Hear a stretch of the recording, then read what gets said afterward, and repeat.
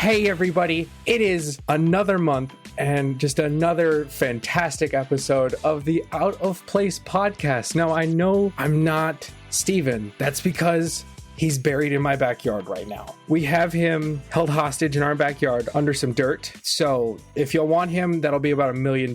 But other than that, welcome to the November episode. Today, I am joined for the first time on my part of the podcast, my 5'11 friends. My friend Mayhem, J2, and Yo It's Steve. They are a little group of people in Canada, and they are fantastic people. So why don't you guys introduce yourselves real quick? Hello. Hey-o. I was waiting for you to start. You did it. Gosh.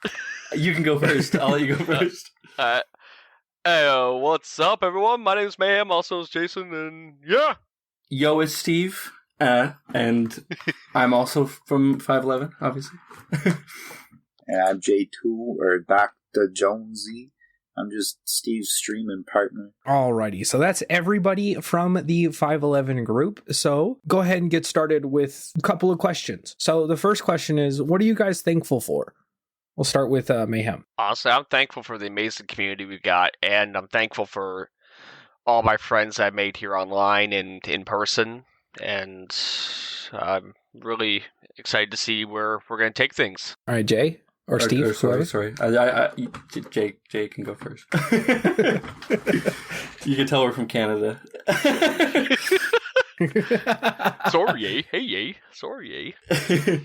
I guess, it's always a tough question when asked, I feel. I always never know what to answer, but I'll say my girlfriend. I love my girlfriend. That's like my turn now. Big titty goth girls. That's what I'm thankful for. Big titty goth girls. What a great thing to be thankful for. Thank God for them. This year, I would like to say I'm thankful for my voice acting career has been starting to take off, not only with the Out of Place podcast, but I have just been put into my first video game.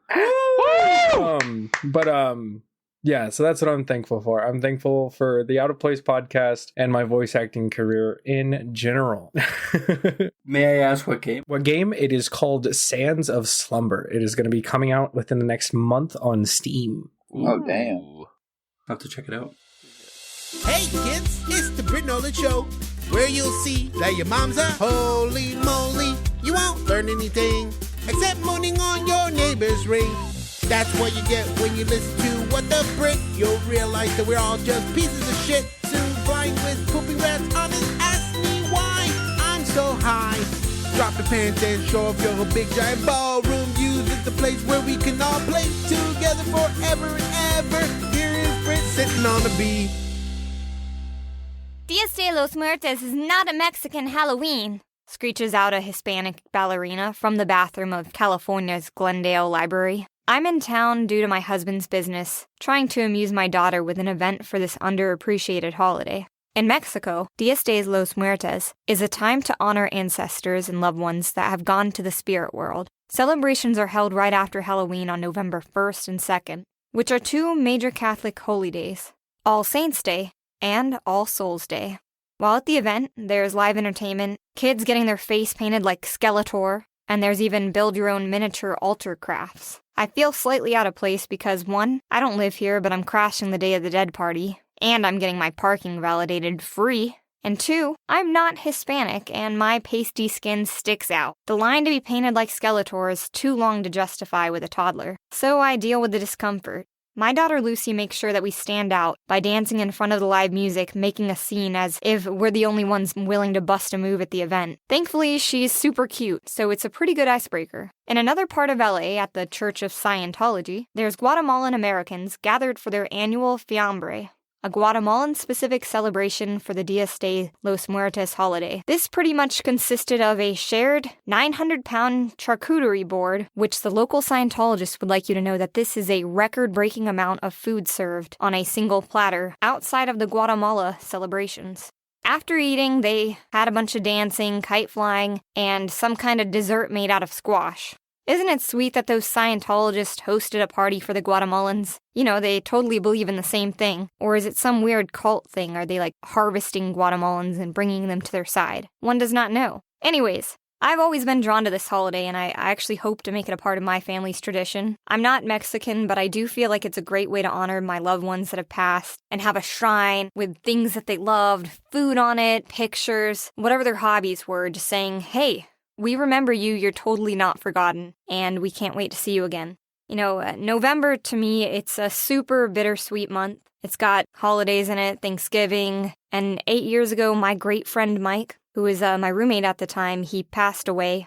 And my grandma and my husband's grandpa, they all actually passed away within the same week. And I never knew anybody to pass away that I was actually close to. And then bam, bam, bam, all three of them at the same time. And I didn't know what to do. We were super depressed. I wasn't sure if I was going to be able to survive the relationship with my husband because we needed help. We were both so beaten up that it was hard to really lean on each other. What's wild to me is that that theory about death coming in threes really seemed to be true at that time. I was working for Caesars and my boss at the time was totally unsympathetic. They made it nearly impossible to take any bereavement leave. She said she was just following protocol, aka just using the policies as an excuse to be a big biatch. And she really seemed to like kicking the people while they're down.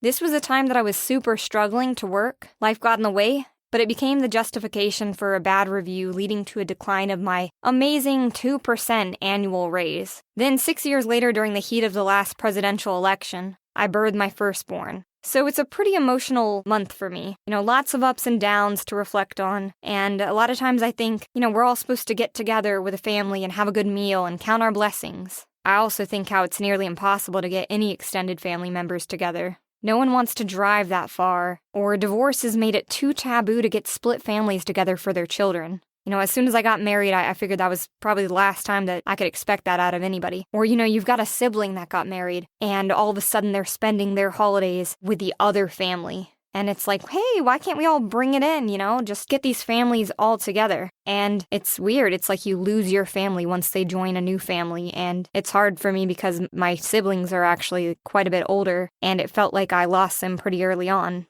So I really wish that we could do something like rent a school bus with a bathroom and a wheelchair access ramp and pick everyone up that I love without complaints. And, that's the hardest part. No complaining. Go eat somewhere nice. Go to a park. One thing that I vow to myself is that when I become a mother-in-law, I really want to embrace the family that my children choose to join. I want to make it easy and just go with the flow. Remember the last couple of years when people could use COVID as an excuse for not getting together? Well, what's this year's? Too high of gas prices? Maybe your family voted for the wrong politician during midterms? Anyways, I'm thinking of trying to mesh the Day of the Dead altar idea with my Thanksgiving. For all the people I love that can't be here, I want to eat the food that they liked and listen to the music that soothed them. My grandma's chicken and dumplings, or her delicious strawberry cheesecake, or my grandpa-in-law's seafood corn chowder and rich red wine. And Mike, my roommate's special Vegas bomb, a shot of peach schnapps with Crown Royal dropped into 2 shots of Red Bull. We'll need to play nerdcore for Mike, old bootlicker country for my grandma, or some church hymns for my grandpa-in-law. I want my family to share memories from the past that made us smile and be grateful to know those folks while they were still alive. I'll skip all that makeup where we dress like Skeletor, I'll skip out on Black Friday, and I might actually watch the movie It's a Wonderful Life for the very first time.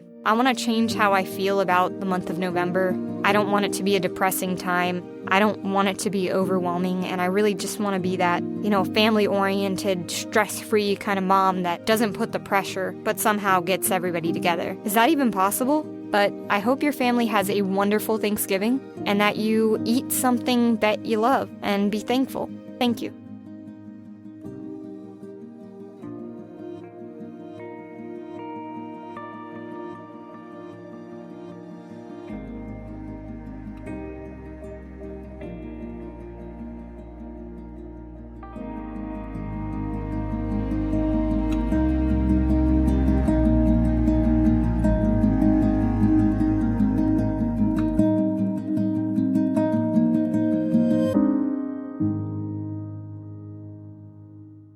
Next question. What is everyone's favorite Thanksgiving tradition? Oh, man, mine's turkey, man. Turkey. Turkey? Just turkey. Turkey. Okay. Gathering with family. Eating turkey. I always love board games. Board games are awesome. You love board games? Yeah, just Who plays board games on Thanksgiving? Me and my family, we'd play board games. Well, card games mainly. We get together, we all drink, and we play. Ever hear of, what's it called? I forgot the name of it. Who doesn't even know what he does on Thanksgiving? I forget the name of the game. It's got a weird name. It's, I can't remember. Poker? Yeah. Oh, that's it. No. Strip poker? It starts. I think it starts with a T. I can't remember. But it's this weird game that was. Texas Hold'em. I can't even think of it. Never mind. Board games is my answer. Gotcha.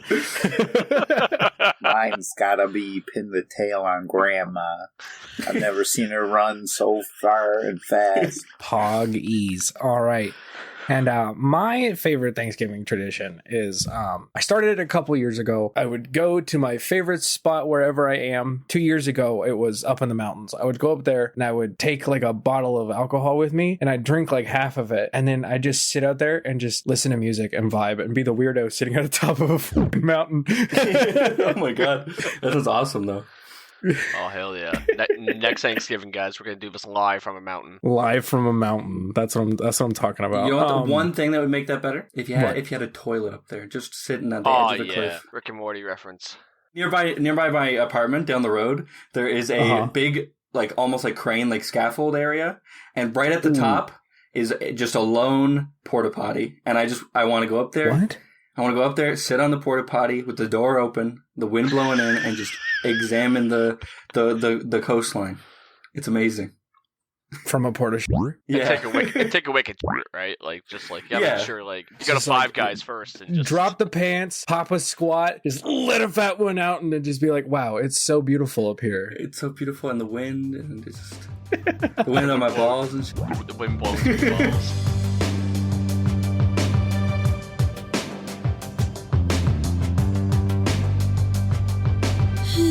That was a long take. Thank God I recorded it all. Wait. I forgot to press record?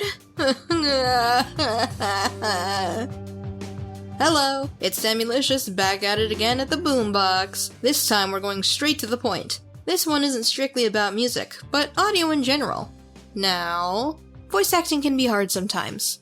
It's definitely not for the faint of heart. From minor vocal issues to full-on debilitating injuries, voice acting can do and cause it all.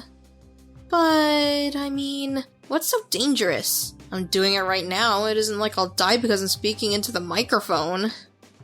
Or can I? Yes, folks, doing voice acting without proper preparation and knowledge on how to keep yourself safe may end in tragedy. A big example is the voice actor of Lemon Grab from Adventure Time. His lines and scenes are hilarious and bizarre. However, a single line he did put him in the hospital.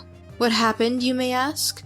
The answer is, he acted too well. You see, when he was doing a classic screaming, unacceptable line, he accidentally went too far and severely injured his vocal cords. Some say he even had to have surgery to get it better. Don't believe that story? Well, here's a story from a first-hand source. Me. I was doing a dub for Danganronpa. I won't say which character, as it's a spoiler, but let's say she wasn't too happy for being found out for committing murder. She starts sprinting away, hoping to escape, whilst screaming, "She will not die!" The original voice actress had done a phenomenal job of screaming realistically without injuring herself. However, as a newbie voice actor, I wasn't aware that screaming had to be controlled so no injuries would occur. And then, let's say after that I lost my voice for a couple days. My throat was sore for nearly a week, just because of one single 5-second or less scream. Does it seem dramatic as all hell? Yes. Is it real though? Yes, it is. Unless you're a professional voice actor like Bryce Papenbrook or Kira Buckland who absolutely knows 100% how to voice act, always be cautious of doing loud scenes like Cat Blanc's fight with Ladybug in the kids show Miraculous Ladybug, or anything JoJo stand related. I know this isn't fully audio related just yet, but here is the audio part. Almost nothing is worse than forgetting to hit record. It happens to everyone, especially becoming frustrating after you have a seemingly perfect take. However, what's even worse is when you do a screaming line and your mic ends up peaking or straight up going silent. How to prevent that? First, make sure the microphone is at a reasonably low gain. Too much gain can cause the mic to peak. Second, use the hand length rule. When you're recording any sort of lines, get your hand and put it next to the mic. Then, make a hand signal like a phone. Ring ring, hello, and then, after that, put your pinky to the mic. Then, turn your thumb towards you. Almost done. After that, Move your face to your thumb. Your nose should barely touch your thumb. That's the exact distance you should be from your microphone while recording. Well, I should probably record my lines for other projects as well. I'm a little behind. Well, until next time, this is Sammy at the Boombox. Unacceptable! Unacceptable! So now we're going to step away from Thanksgiving questions. And so what is the most embarrassing thing y'all have ever done while drunk? Oh, shit. My girlfriend. Oh my God. Well, ex-girlfriend now, I suppose. Yeah. Me and the lads one time back home, we were at this party, right? And this girl's playing some music. One of our buddies was like, "Whose music is this?"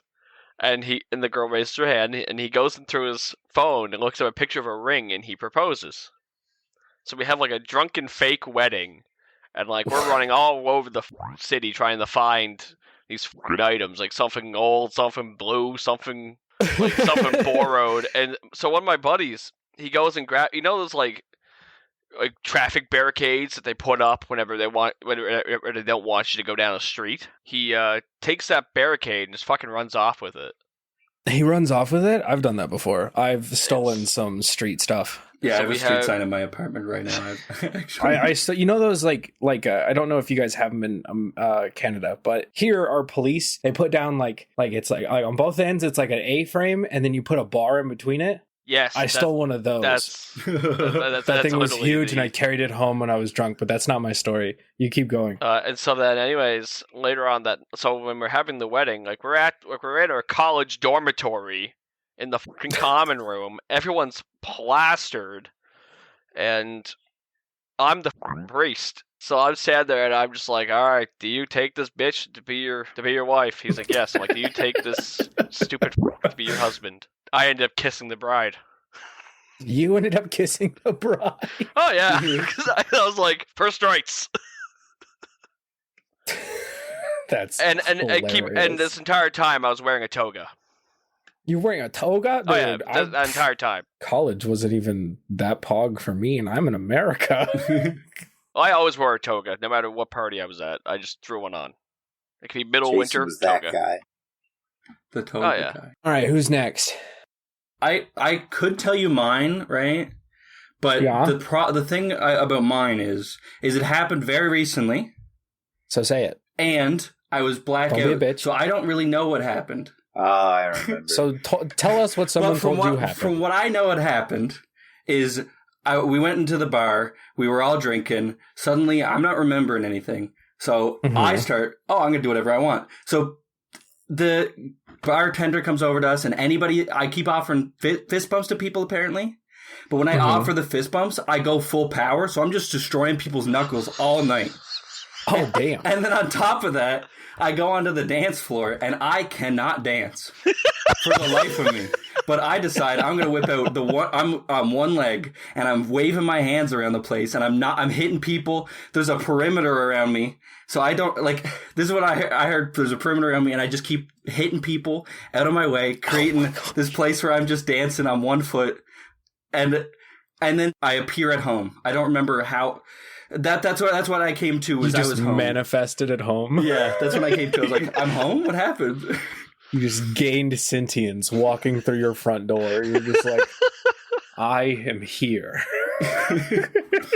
But I'm good. How did I get here? I'm happy I was able to make it home. I was, in the state I was in. But yeah, you're welcome. Yeah, I'd say thank you to J2 there for that one. Alrighty, Jay, your turn. I already went. I said my girlfriend. That's about it. Oh, yeah, that's right. Alrighty. So, my story is, this was at my parents' wedding, right? So, this was the night before. We were in some trailer park. There was these motorcycle rednecks who threw a party for my parents, my dad and my stepmom. And we were all vibing. I was drinking a Mike's Hard Lemonade, just vibing. And then my parents went to bed. And the rednecks, they were like, "Hey, Ducky, do you want to try something?" I was like, "Okay." They were like, "You were in the army, so you should be able to drink." I was like, "Yeah, I got it." So they handed me a mason jar full of moonshine with peaches at the bottom. Oh, hell yeah, peach. So they were like, all right, how fast can you drink this? I was like, fast enough. And so I just tilted it up and I chugged that thing. And they're like, all right, now eat the peaches. So I was like, all right, bet. So I ate the peaches. Them bits were delicious, by the way. What do you guess what they come out with again? Another thing of moonshine. But this one had apples in the bottom. So I was like, forget, give me the apples. So I drink that thing and I freaking eat up the apples. Oh, and then man. they come out with a fourth one, another one full of peaches. But this one was like full to the brim with peaches. So I drank the moonshine and then I'm just sitting here eating all the peaches. And then I get that feeling because I wasn't buzzed yet and I wasn't even like drunk. I was just like, something's about to happen.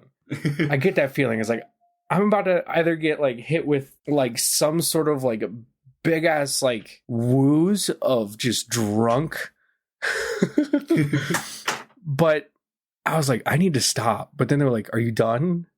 Like, already? I was like, no. So I keep eating the peaches, right? Yeah, if you ask, are you done? It's, the answer is no. You can't answer yes to that question. So I finished the third thing of moonshine and moonshine peaches. And as soon as I eat that last peach, it hits me. It's not a buzz. It's not tipsy. It's full on wasted. And so I tell them, I was like, oh, I gotta go do homework. So I go back to our trailer that we were staying in before we went to the actual venue for the wedding. And I thought I fell asleep, but I get woken up by my dad and I'm in the hallway with no pants on, no underwear on, just a shirt with my head in one of those gas heaters. The shirt cocking it. My head is literally like I took the frame off of a gas heater and I put it on the ground next to me. And I stuck my head in it. And my dad's like, what the fuck are you doing? And drunk me was like, I guess I was cold. I guess I was cold. And so I get up and I got back on the futon I was laying on and I passed the fuck out. But my dad was like, how do you still have all your hair? Her head was in a heater. And I was like, I don't know. I guess I was cold. Dude was cold. Oh, God. Oh, it's cold outside. I mean, it was in the middle of Oregon, and it was just raining nonstop for like the last week. So all my clothes that I brought with me were wet. I was wet and drunk as shit. And I woke up the next morning, and I still have no idea where my pants are to this day. Oh, my God. So I lost pants, underwear, and a sock. Because I still had my right sock on. My left sock, gone. Oh, my God. Gone. I do not know what happened to those pants. Somewhere in Oregon, there's somewhere like an in animal Oregon, in wearing between your pants. the Rednecks trailer and our trailer, or anywhere in that trailer park, to be frank, somewhere are my pants. That's a very fair analysis. And I woke up without a hangover. I have never been hungover a day in my life. It's an accomplishment. I take that. There's only one thing that's ever put me into a hangover, and it was Goldschlager. What's that? Goldschlager. My friend was doing a costume where, from a book where the people eat metal, and so he brought Goldschlager because there's metal in it, and that was, the idea. But he didn't. I have some of that here. He didn't like the Goldschlager, and I was like, "Well, I'll drink it, obviously." He's like, "Well, I'll drink it." Bring that here, bro. And I drank. There were in these like little bottles, and I'd say there's probably like 5 shots a bottle, maybe. And he had 3 bottles, and I drank them. So I ended up very drunk, and I was outside my own bathroom in my own house after the party was over and everyone was gone. I was outside crying because I wanted to get into the bathroom, thinking someone was in there, but no one was there because everyone was gone. So I threw up on the floor outside my bathroom, crying because. For no reason, the bathroom was open. There was no one in there. My friend came up and was like, "Oh my God, bro, what are you doing? Get in there." I'm like, "Someone's in there." And he's like, "Everyone's gone." Oh my God. That is fantastic. Oh, there was one night I had a bunch of friends in, and we were, I don't know how it started, but we're all just sitting around, and someone said something McDonald's. So we walked about 45 minutes to nearest McDonald's. And for some reason, I'm sitting there like, you know what? I want to go home. Like, I just got there. Did you? I Do was like already. an Irish I was exit? already. You were I like, was already I at wanna home. go home, and then you just disappeared. Oh no, I didn't disappear. I didn't disappear without a trace, at least. I went up and I found $50 at this random party on the floor earlier in the night. What? And so then, For anyways, I go up and I buy $50? $50 worth of junior chickens. Bro. As one It's like does. Are so they called many. dollars in Canada, or you guys Yeah. like call them something weird? $1, a loony. Oh, well, dude, yeah. Loonies and toonies if you're talking about the change, but it's $1. amount. Looney Tunes? Loonies Pretty and much. toonies. Yeah. Loonies and tunes. So Whenever you're talking about the $1 change. is a loony, and Uh-huh. a $2 coin is a toonie. Because I got a loony and a bear on them. They got a what? A loony and a bear. A loon like the, Which one like has the bear? The toonie? Yeah. So why is it called a toonie? What is a loony? A loony is computer. a loon. What is a loony? The adjective loony is usually defined as lunatic, insane. No shit. Oh my god. But, so anyways, I buy $50 worth of junior chickens, and this is what my friend told me that ended up happening is I took them. Like, I had like a big ass bag, Did you eat them? and I said, "See you later, motherfuckers." I just walked out. You just said, I got what I wanted. I'm And out. So then, all I remember is, according to security guards at the residence I was at, I full forced pushed myself into the building. Uh-huh. I saluted them, and then I walked up 3 flights of stairs to my room. Fucking amazing. And I hit my room key on the door, kicked open my door, went into my room. I put the chickens in the fridge, what my roommate said, because he saw them in the fridge, so he at least thought I put them in the fridge. And he comes in, and he told me, like, I was, like, face planted on my desk, Minecraft was open, and I'm just... As one does, as soon as you get home, you boot up the Minecraft. You gotta do that. Oh yeah, no matter how drunk in you are, Minecraft? it's just Minecraft. And Okay, boys. Yeah. I have a question. Because I was watching TikTok at work today, and I need something disputed. Sure. Because something broke my mind from Canada. So, here in America, we have a candy called Smarties. I've seen this TikTok. Oh yeah. I've seen this TikTok today too. Go ahead. Describe to me what Smarties look like in Canada. They are small, they're a small colored brown chocolate. Chocolate? Chocolate. Yeah. Chocolate? In Poland, they're called lentilkies. And I know what you call. I know they're called Smarties. lentilkies. I spent 2 years in Poland. Yeah. What call you Smarties call rockets. Smarties, we call rockets. Yeah, it's those little powder. Rockets? Pocket- What? yeah. Like rockets? No rockets. Rockets. Yeah. Because I would get rockets because Like they're rock- rocks, but rockets like the shit that goes in space. Yeah. Yep. Yeah. What the fuck is y'all smart, Jason? Canadian Smarties. I you looked to- this up. Canadian Smarties were first. Canadian. What the fuck is wrong with us? Well, you I guys, need one of you guys took to send me- the surprise or the Kinder Surprise eggs. We need a whole nother podcast for that. I need Canadian candies sent to me. Have you ever had a Wait. Kinder Surprise? Wait, Ducky, No, I I've think I never can had a hook- Kinder I think Surprise. I can hook you up. Oh. Give me 1 second. Missing out, honestly. J2 loves them. And also, what is that with like fries and meat? Like that's like a whole thing. Fries Wait, and right, like poutine? Fries to works. Fries to works, man. They're like fries. It's just like a whole hamburger. meal. You get like fries and like just like it's like it could be like chicken or beef, What? and then it's like got some gravy and peas. Chicken. Like, it's called fries with the works. That's like some Fries New York the fries works. type of thing. No, that the only thing that I've had like come close to that was when I was in Poland for 2 years, and it was this little Indonesian shop, Gotcha, and they were Ducky. fantastic. I got you for your and candy, by the way. Pog. And it was fantastic because like they'd give you like a big ass box, like I'd say 6 inches tall. I'm going this based off of other things, not the metric system. But like 6 inches tall and like 3 inches wide. And it had like fries in the bottom and like shaved meat on the top, and then they put like gravy on top of it. And dude, I've never felt so fat in my goddamn life. But was Fries with it the good? works. It was fantastic. Exactly, right? Dude.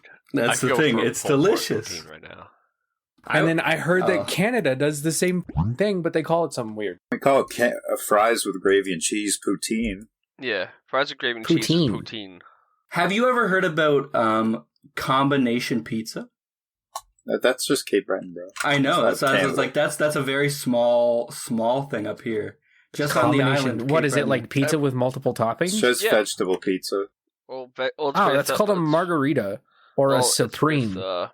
It has like your meats, and it has like your mushrooms, green peppers. That's a supreme. That's a supreme pizza down here in the States. Just the island that we're from, or well, me and Jay too, and the one that Mayhem. Wait, Canada has islands? Yeah, see, we call it we call it with the works. With the works in our island. Hey, give me the pie with the works. Hey, Tony, give me the pie with the works, eh? All right, on to the next question. 106 miles to Chicago. We got a full tank of gas, half a pack of cigarettes. It's dark, and we're wearing sunglasses. Hit it. I don't want to set the world on fire.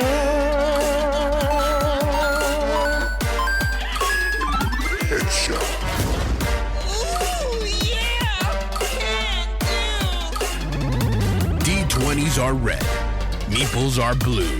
You're a sexy geek, and we love you.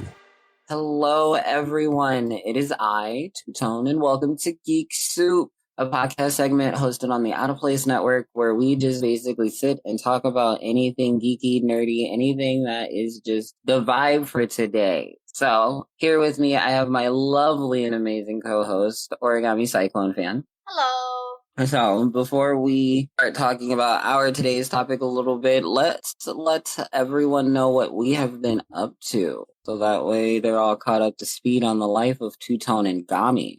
How has Gami been? Gami has been A-okay.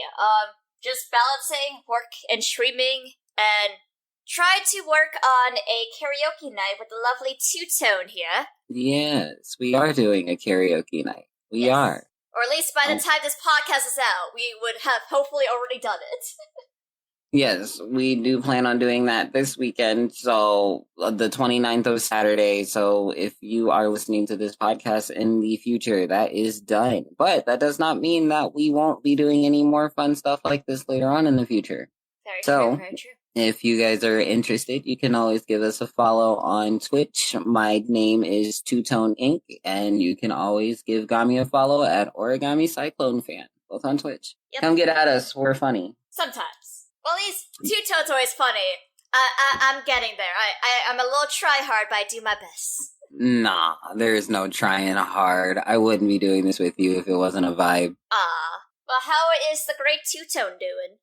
The TwoTone is not doing too bad. There's been a lot of ups and downs as always. My younger brother's birthday just passed. If anyone remembers talking about that last segment, my mom and my younger brother passed away, and the 24th was my younger brother's birthday. So I spent most of my day just basically like either trying to stay busy or sleeping. And it was a good 50-50. Like, I couldn't find a good way of dealing with that. But now I am feeling not 100% better, but I am feeling better than what I was a couple days ago. I am starting a new job here soon, working from home, not just as like a voice actor and like a streamer and all that good stuff, but like I'm going to be dealing with customer service and stuff. So, yeah. I am sorry. Mainly. I honestly have been, it's better than dealing with people in food. Honestly, they're both on the same level for me, but that's because I've been doing both. Yeah, I mean, I just get to work from home. That's where I'm at. I'm just like, oh, I can work from home and make money, which means I can save up money to get a car because I'm not really going to need to go anywhere, and I can have all of my food just like DoorDash to me. Cool, we can do that. That does sound nice. Well, go ahead and say happy birthday or happy belated birthday to Little Tone. Aw, well, thank you. I'm sure he would appreciate it. So what are we covering for today's podcast, TwoTone? So today, Gami we are talking about basically just streaming. I know that it's probably been talked about many a times before, and I'm quite sure that most people are tired of hearing it, but I feel like from our perspective, somebody might be able to find some sort of silver lining in what we would have to say on that topic. So how did you get into streaming, TwoTone? I've always felt like I've had the personality for streaming. I just never really knew how to go about doing it, and I guess I never really had a good reason to do it because I was just so stuck in my ways of you gotta be an adult. Like, you gotta have an actual job and do this and do that, and you'll never be able to, like, live out the dream of being someone that has fun on the internet with a bunch of other people on top of still trying to maintain all of the stuff you need to maintain. So I was just one day like, you know what, screw it.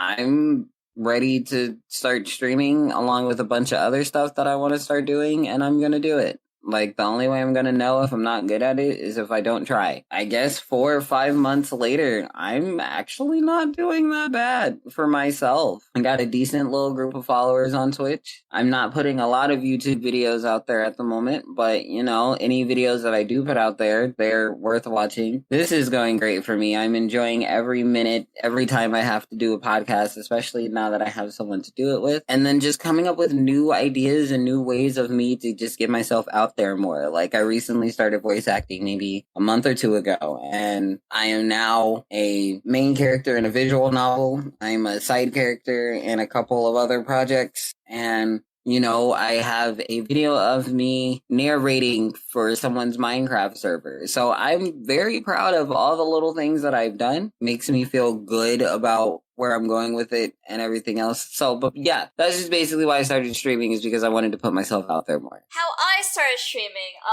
see, I am the opposite two-tone here. Especially, like, growing up, I was really shy throughout my entire life. I remember hearing about, like, people doing, like, Twitch streaming, and someone once, like, pitched the idea to me about Twitch streaming. I've, like, streamed for, like, 4 months. Funny enough, this wasn't the first time I had an idea to Twitch stream. The idea was first pitched to me a few years ago, back when I was, like, just graduated out of high school, going into, like, my first couple of year college. So about, like, roughly 6 years ago. My sister-in-law and one of her friends just thought about the idea of me streaming and, like, putting me in, like, cute costumes and stuff, and just overall going for that adorable vibe. The reason why I didn't go for it back then, well, first off, my brother was a little bit worried about, like, me showing my face and all that. But what really cemented was when I was talking to 2 of my male friends. I want to emphasize male friends here. I was telling them the idea of, like, oh, like, maybe I could, like, become a Twitch streamer, and the others were saying that, like, I could wear costumes and stuff, and they legit said to my face, you're gonna get old guys, like, jacking off to you. Ew, why would they say that? Because I was still relatively young, and the whole costume idea was really put the nail in the coffin for them, so when they said that, I'm like, maybe it isn't such a good idea after all. Well, maybe not at the time being because you were so young, yes. yeah, and the idea, well, that too. A few years later, skipping forward, one of my buddies was also doing Twitch streaming. I will throw his name out there, Alexander Arcade. He does art and video games. Well, he's been streaming for, like, I want to say, like, maybe over a year at this point, but he's been doing it for quite a while, and I would sit in and, like, watch his streams, and after watching him for so long, I was like, you know what, maybe I should give this another thought. I mean, I do like video games, and I did feel more confident expressing myself than I did back then. Over the years, I have grown a bit more confident. I'm still a bit shy, but... Right. I'm at least more outspoken than I used to be. Which is good. I'm glad you see that change in you. Yeah. So I figured, why not? Twitch streaming, I've always considered to, like, if I were to go that route, to just be a hobby, and if it makes money on the side, then that's just a plus. Right. I mean, of course, making money. That's always amazing. That's always a good thing. Nothing wrong with that. If I could one day, like, stream full time, that would be great. But for now, I'm trying to keep my expectations realistic of just having it be a side hobby. That if it makes money, great. If not, oh well, at least I can still have a good time. Right. And I think that's where you and I pretty much differ when it comes to streaming. And I would like to just say that, yes, there is the intention of I would like to get to the point where I stream that I at least would make money every time that I stream. Yes, I'm not gonna lie. But it's not one of those things where if it doesn't happen, then I'm just going to stop streaming altogether. It's just more or less of, I just still would like for people to understand that that there's something else to me other than just trying to make a quick dollar off of someone. Because like I said, starting a new job, so it's not like I'm depending on Twitch or anything else to like pay my bills at the moment. But once I get to that point, then maybe, who knows, I might be able to stream maybe like 3-4 times a week and be chill and never have to worry about working another W-2 job again. Yeah, that would be nice. That would be nice one day. But yeah, that would be nice. But that just pretty much leads into the next general topic of the conversation of why people stream, basically. And Gami and I are probably two of the best, like, polar opposites, where she's doing it for a hobby. I am doing it to make it, once again, it's not all about the money, but I'm trying to make it something to where it feels, or it is a career. Yes, I'm thinking realistically, but I'm also, like, not saying that Gami's not attempting the same thing. It's just her mindset is a bit different than mine, but I'm trying to make this a thing. Like, I'm doing things, learning how to do certain things, like marketing myself, figuring out what's good, what's not good, how to gain the little skills that I felt like I should have gained when I was like 13 or 14 and the internet was like, starting to become a thing. But yeah, so whether you're wanting to stream as a hobby, that's so totally fine. You can do that. If you're wanting to stream to make money and all this other good stuff, I'm just letting you know now, it's not going to be easy. It's gonna take a while, because in order for you to even make money on certain like sites, Twitch especially, you have to hit a certain level, which is called affiliate. And Gami and I are both at an affiliate status, right, Gami? Yeah.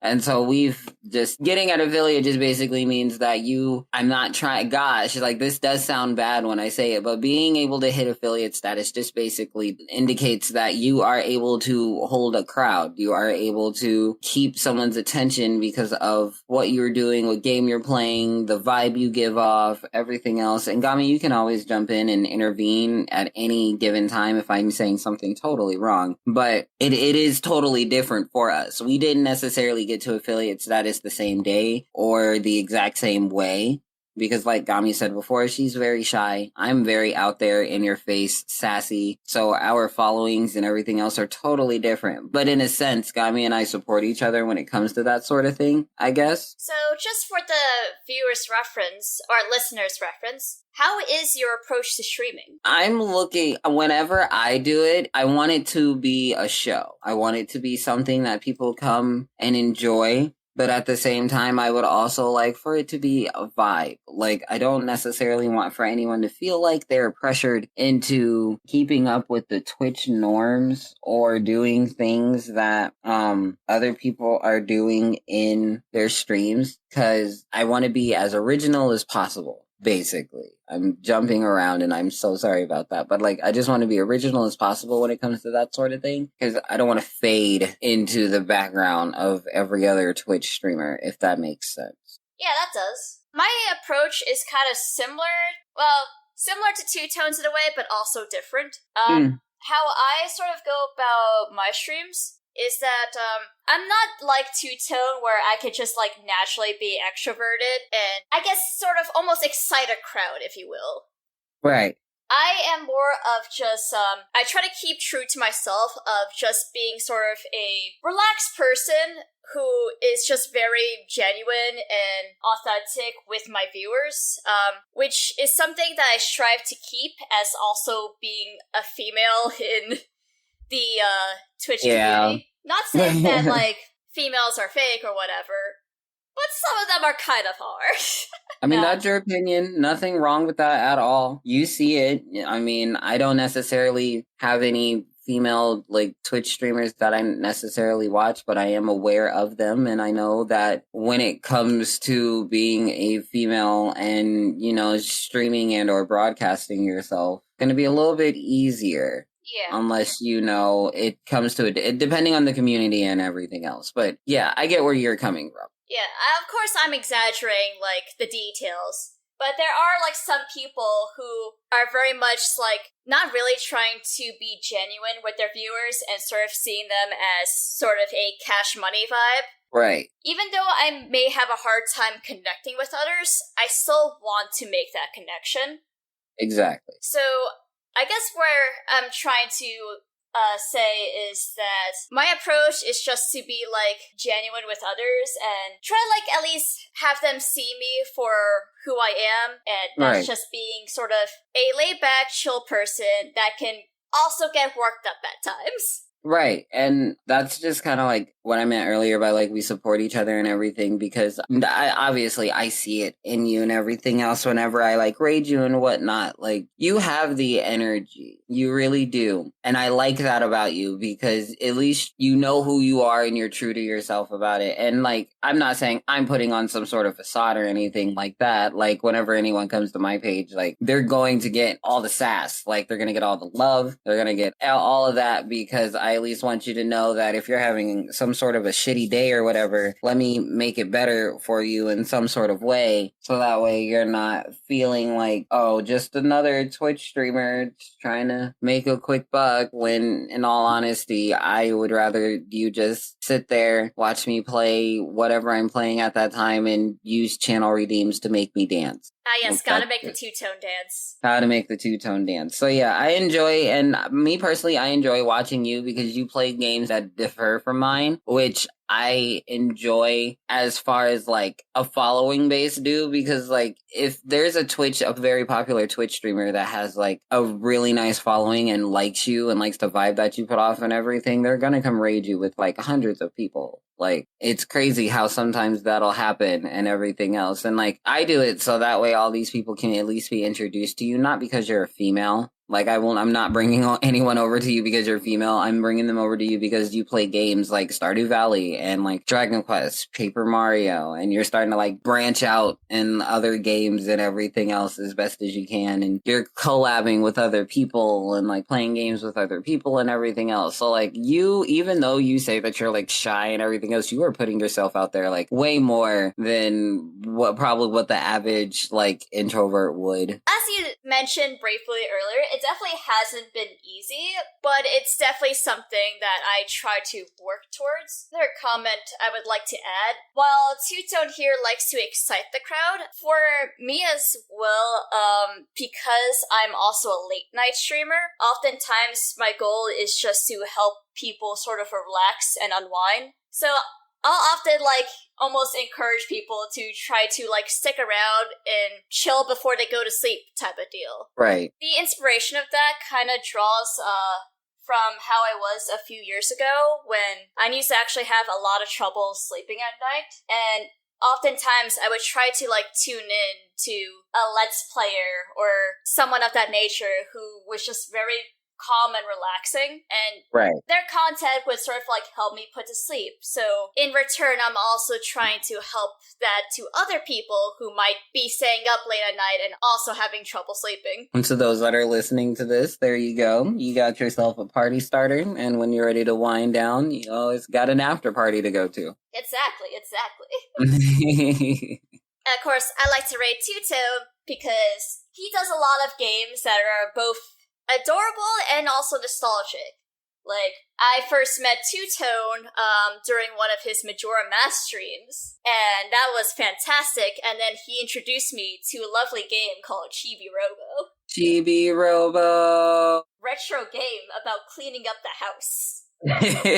But there's so much more to it than that. Oh, is there an underlying drama beneath a Chibi Robo? But that could be for another podcast. So, yes. Before I ramble on for too long, TwoTone, what was your first few months of streaming like? Oh gosh, so my first few months of streaming was met with a lot of support and met with a lot of planning and met with a lot of first times and met with a lot of, just we got this. So when I first started streaming, I would stream literally every day. Like I would still work and everything, but it's like I would go to work, come home, stream. I would stream for maybe a few hours, maybe 6 to 8 hours. And this was only so that way I could hit affiliate status. And this was when I was also trying to figure out my niche and like what sort of person I was and everything else. And I know that it normally takes people a little bit longer and all this other good stuff. I'm not saying I have my brand, but over the months, I want to say that I have officially found who I am as a streamer and what I can bring to the table. And I know that after that first few months of just streaming every day and figuring out what games I'm going to play and what sort of crowd I pull in, I can tell that I'm going to make an impact on this planet sooner than later. What about you, Gami? My first month of streaming was also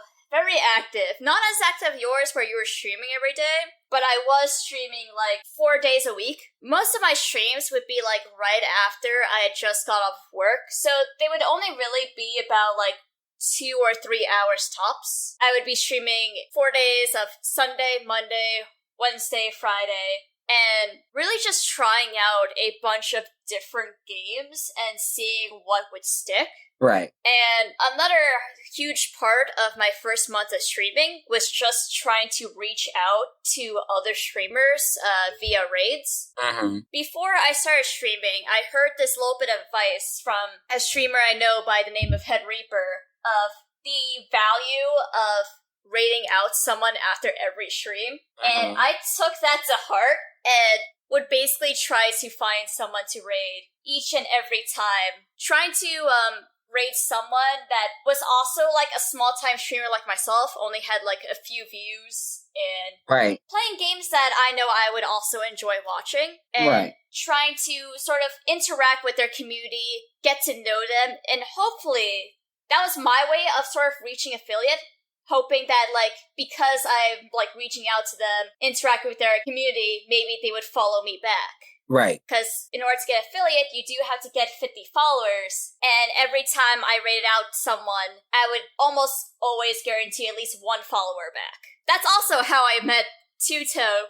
He was one of the streamers that happened to be streaming at that time. And I was like, okay, I want to watch Majora's Mask today. Okay, there's this person that, has like 5 viewers going on. By the way, TwoTone, I want to mention that you're one out of like 7 people playing Majora's Mask that night. What? Yeah. So, there's 7 other people? Yeah, so I just randomly clicked yours. I'm like, yeah, why not? Let's go raid this dude. Oh my gosh. And that's how we met each other. I suddenly raided him, and he was just like, oh my gosh, someone raided me. And I think this was actually like right before. No, you were telling me of how that was a stream that you reached affiliate. So you were the reason why I hit affiliate. I think I managed to like get your viewer count, like where you did. Yeah. You got it up there. You were the reason I hit affiliate while I was playing Majora's Mask. Oh my god. Holy shit. Ladies and gentlemen, give it up for Origami Cyclone fan. Like, helping a brother out, like, getting him where he needs to be in life. Thank you. TwoTone was also playing Majora's Mask, which is also a cool game. So, yes. He's got good taste, is what I'm trying to say. Yes. All my Majora's Mask fans out there, hello, yes. But, so I like that you took that to heart and everything else. I'm glad that worked out for you. I'm glad that was the path that you went down and you stuck to it, and look at where it got you. Like, it was basically an introvert forcing herself to be an extrovert. Literally, look where it got you. Yeah. I feel like we could count that as like one of the obstacles that you've came across and everything else. Oh yeah, definitely. Honestly, I didn't really know how else to get affiliate because, while I was playing some popular games, a lot of the games I was also playing was kind of obscure, so not a lot of people would come around to watch it. Right. Especially since I'm like a first-time streamer, people don't really know me that well. So it was easier to get to know people who already had established communities. No, I get that. I follow 100% behind that. What about you, TwoTone? Did you have any obstacles when you were streaming? Honestly, yes. The biggest obstacle I would have to say is like the streaming thing didn't necessarily like start off as like a solo dolo thing. I was doing it with a friend, and my biggest thing was I was worried that seeing as me and this friend were not necessarily like of the same personality and everything else, that I was going to take off a little bit faster than this person. And so my biggest obstacle was basically coming to like having to understand that, look, you have an opportunity to do this thing and you can't really let anyone necessarily slow you down from doing it. And I know that sounds very, very shitty to a bunch of people that might have like a best friend and all this other good stuff, but it's more or less of, I didn't see him as an obstacle. It was just more or less of I saw it as this would become an obstacle if I didn't handle it in a way that I saw fit. So that being said, me and this friend are like not necessarily, it's not that we hate each other. We still talk from time to time and all this other good stuff and whatnot, but we're just on different levels right now. Like, I'm over here doing this. I'm like running a podcast, all this other good stuff. And I'm not saying that I'm better than him or anything else like that, but it's just our paths were not going to go down the exact same route that he might have thought it would have went down had we stuck this out, because my mindset is totally different compared to anybody else's. And when it comes to me doing something with someone, I have to feel out the vibe first, or else I'm not going to be able to tell if it's going to work. This is why I keep saying I'm doing this with you, because I knew that the vibe between us would be very nice and we'd be able to sit and have a conversation and it just be a conversation at that and nothing else. Yep. Like, not saying like we don't have our disagreements or anything like that. Like, it's not all like, oh, we're just gonna kiss each other's ass the whole time. No. Wait, you mean that wasn't part of the agenda? No, I didn't make you sign any fucking contract that made you say that. But yes. Nah. But no, it just more or less of, I'm here, he's there. If our paths were to cross again and we were to do something fun together, then we can do something fun together. That was the only obstacle. And I guess the only other obstacle was worrying about me staying on schedule, which I will not lie, I've dwindled on. I was actually supposed to, I told myself I was going to stream Monday and Tuesday. Monday, obviously, was my brother's birthday, so I'm like, you gotta stream, get your head out of it. But then I'm just like, no, you're too depressed, don't do it. And then like today, yesterday, I just wasn't feeling so hot. So I'm just like, you can't stream if you're not feeling hot, because then you're just going to sit there and look miserable and ugly. And you don't want to sit there look ugly in front of people. Like, I know I have a PNG and a V2, but that's a lot of work. And my computer's already running slow enough as it is. There's a lot going on for TwoTone at the moment. And TwoTone is trying to get it all figured out and settled. But it's just nice to be able to sit and talk with Gami Wami about, streaming and whatnot. Were there any other obstacles you had that you can think of, Gami? Honestly, I'm gonna jump in on what you said about scheduling, because I have been pretty decent when it comes to, like, my 4 days a week scheduling. I've noticed there's also some weeks where I tend to slack off a little bit and feel myself sort of regretting it afterwards. A lot of times when I stream, it's normally, like, right after I get off work. And some days, I just feel like after work.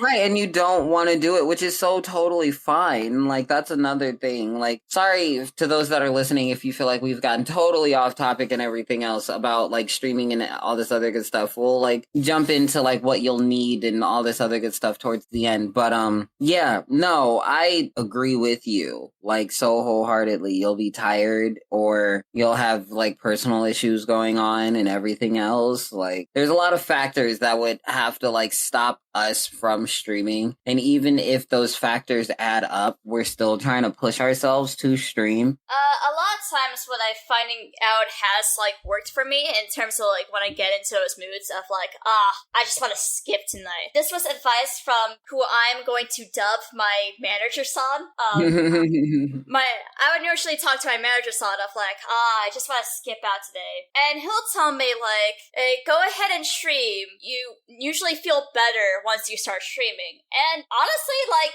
it's pretty much true. Like, once I get into it, I'm like, all right, I'm ready to go. Yeah, that's what I tell myself. I'm not gonna lie to you. I'm not, like, I always tell myself, like, look, if you just start it and you just start playing a game, you're gonna forget that you're even streaming and you'll be chill. It'll just be like you're actually chilling. And I'm just like, you can do it. You can do it. You can do it. Hercules. And I'm just like, no, you don't want to do it. So I end up not doing it and everything else. So I need to get back into that mindset of if you just do it, you won't even realize you're doing it and you'll be set to go. Yep. Because it's very stupid. I almost have not streamed for like almost 2 weeks. That was 1 week where I went like 6 days without streaming, and I'd be like looking at my stats and stuff. I'm like, this hurts. I feel like there needs to be more. Yep. And that's another thing is like Twitch will literally get you by your stats. Like if you're so used to just like keeping it at a certain distance and a certain pace. Cause like once you get to a certain spot, you're like, yeah, I can miss a day. But then like the next day you see it and it just goes down just a smidge and you're like, ugh, I shouldn't have missed that day. For me, it's when it comes to my own account, I like to check on my channel often, and if I'm just seeing the same thing over and over again, like just the same video, same exact views, I'm like, I need to put something on there so there's a change. Yes, knowing when to switch it up is also another thing, because if you just keep doing the same thing over and over again with no switch up, I feel like it doesn't matter if you play the same game over and over again. I just feel like as long as you switch it up or you make it interesting. And this is where I feel like I kind of got away with most games that I play because I make them interesting in a sense. You'll have your special like nights dedicated to certain genres. Like I remember Monday, Tuesday night would be like your retro night. Yeah. And that was like good for all the nostalgia fans. Yeah. And like I try, and that's like something I want to try to still keep to. Like I want to have like retro nights and all this other good stuff, but it's just more or less of with me taking on more responsibilities. Like for myself, personal wise, I have to make sure that anything that I'm doing is totally planned out before I actually go through with it, or it's going to be an absolute mess. This is why I have not gotten a bunch of people into my Discord server yet, because I don't want it to be a huge mess, because I'm still trying to figure it out and like see what's going on there and everything else. And I don't necessarily want to bring like someone else onto the podcast just yet, because I would like to at least for the three of us to get together, talk, see how it feels and all this other good stuff. And then we'll go from there, because I would like to have a guest on here where the three of us just sit and talk about something, I don't know, specific or totally random. Right. I guess in terms of like other obstacles I've come across, besides the whole like whenever I see like no new video on my own channel, I get like a little bit frustrated with myself because I'm like, I need to put new content out. Back to what I was actually saying. Other obstacles I've come across. Well, it was relatively quick for me to reach affiliate. It only took me about like a month to reach affiliate status because I was putting myself out there. Right. Sort of a roadblock I've kind of hit nowadays is trying to increase my subscriber count. Yeah. That actually has been really difficult for me. And I also have like the disadvantage of, because I don't use a webcam, I can't necessarily do certain things like certain subscriber rewards of like, if you hit this amount, I can like do something special on screen. Right. Because I don't have a webcam, I am limited to a lot less options. Right. I totally understand what you mean by that. I really do. My subscriber count, even though I do have a webcam and all this other good stuff, doesn't necessarily go up. And I feel like with subscribers and everything else for us, that's where the whole financial thing comes in. I feel like we need to start finding little things that can be invested into. That's a goal for people to work towards, I guess, as subscribers. Like, because no one, I mean, yeah, people are just want to subscribe so they support you and everything else. But like, then there are people that want to subscribe because there's actual benefits of like subscribing with you and everything else. And that's pretty much where I'm at as far as like wanting to figure out what would get people to subscribe to me, is like, what benefits can I give them besides just, you know, giving them a cute face to look at every time or something. I know another streamer, their subscriber goals usually consists of like them playing a horror game. I'm like, that's a pretty cool idea. Too bad I'm a total wuss. But for the subscribers though. For the subscribers though. It is something that I do plan on doing in the future. I'm just trying to test the waters with other ideas first. Like, right now, the current goal I have is painting with Gami Ross, where I try to imitate a Bob Ross video. That is my current subscriber goal. I did have another one of karaoke night, but I withheld that one because I wasn't quite sure on Twitch's guidelines of karaoke night at the time. I understand. I mean, they allow you to play Just Dance. I feel like, I don't know. I feel like that falls hand in hand in a sense. I'll just leave that one alone though. But they also remove like the Twitch karaoke program they used to have. Yeah, they did that too. I don't know why they did that. That was probably the silliest thing in the world, and they need to bring it back. But any other obstacles you came across, TwoTone, while streaming? Honestly, no, because I feel like, personally, I feel like I'm doing, as far as like me and like the stuff that I do, I feel like I'm doing fine. What milestones have you felt like you've achieved in the time you've been streaming? Holy mother of cheese. So many. I guess the first time I hit 50 followers, I remember who helped me, who got me who was my 50th follower. I remember my lovely and amazing team that helped me get to where I am. Even though that we all don't necessarily talk that much anymore, they all still ask me how am I doing as far as streaming goes and everything else, and I tell them how I'm doing. I've met wonderful and amazing people over time, you included. I have absolutely found out that I am an absolute vibe wherever I go. And even though I sound very conceited, don't mistake that for confidence, because I love myself sometimes. Just being honest though. Yeah, no, it's just the milestones, all the milestones, all of them up until this point, up until what we're doing now, like becoming a podcast host, like that is amazing. Becoming a voice actor, that is amazing, because that ties into Twitch and everything else. Like it is amazing. It really, really is. And I'm very excited about the journey that I'm going on. How about you, Gamiwami? What milestones are you excited about? Honestly, just reaching affiliate in a month. That was like the big one for me. That was, yes, because you like, 3 months, I think. I started 1st of July. It is now late October. Reaching affiliate in a month was a big one for me because I wasn't quite expecting it to make as much progress as I did. But the fact that I was able to accomplish it, I was like, oh, I'm a lot further ahead than I expected to be. Right. Now, I'm only asking a question. Yeah. How do you think you got there so quickly? 70% hard work, 30% female. Nah. Okay. No, you knew where I was going with that, though. Yes. So, yeah, no, and you know me. I know that you worked hard. Like, you actually do. I sit there and I watch your streams. You are an adorable little bean to watch, I'm not gonna lie. So I know you worked hard to where you got, but I was also just like, let me see if she actually thinks. Nah, Some of it was... A lot of it was just, a lot of the... When I say hard work, was just basically forcing myself out of my shell. Which is hard work. Trying to sort of make new friends. Yeah, I mean, that's hard work for someone that's not used to just throwing themselves out there to people. So I'm very proud of you for that. I'm always proud of my introverted friends that are just like, I did a thing and it took a lot of energy, but it went great. And I'm just like, oh, my baby talking things. Also, 4 weeks of just 4 days streams. 4 weeks streaming 4 days a week. There we go. Words. Yep. Words. And then also just rating out each and every one of those streams.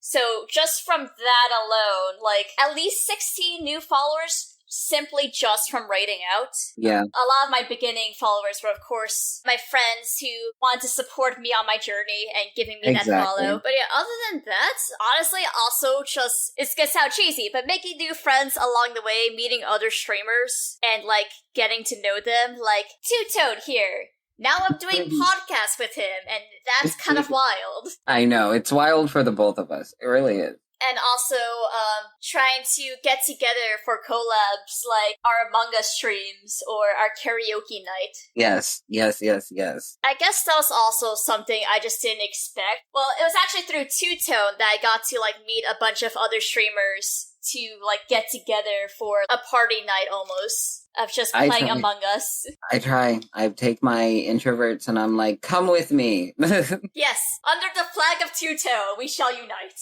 Literally, I'm just like, if I didn't think you'd be cool, I would not bring you in here. Deadass. I will say, and I'll bring this up as another obstacle I face, it's just, as fun as these collab streams are, I do find myself in a position of, because I am naturally introverted, whenever I'm in big groups of, like, other streamers, I tend to sort of, like, mute into the background. Yeah. Kind of like a wallflower type deal, where I'll let other people take the spotlight, but not really contribute too much myself. Right. And I recognize that as something that I need to, like, work towards moving past. Mm-hmm.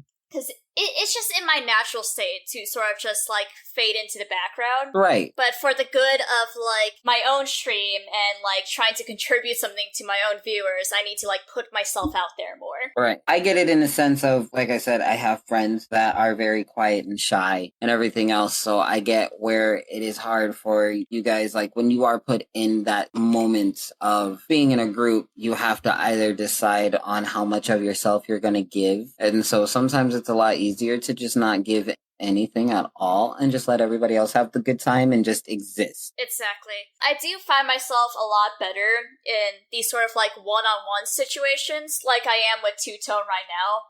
Because in that case, we could just both bounce off of each other pretty well. Right. And I have a good sense of, like, whether the other person, like, wants to say something and sort of allowing room for that, but also chiming in and bouncing off where I can. Right. This is why I would want for you to talk more than I do, because I already know that we would be here for hours just talking and talking. Or at least you listening to me talk. So that's why I'm just like, no, all of my introverted friends have to tell me what their favorite color is, what their favorite bug is. I want to know what Roman numeral they like the most. I don't know. Just tell me some stuff so I'm not the one like talking. Sky blue, butterfly, I don't know, number 4.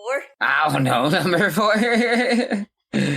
Oh my gosh, I love it. What kind of butterfly though? Is it just a butterfly? Honestly, any kind of butterfly is a good butterfly. Okay. Okay. I'll even accept moths into the family. Ooh, no, you didn't say moths into the family. 100%.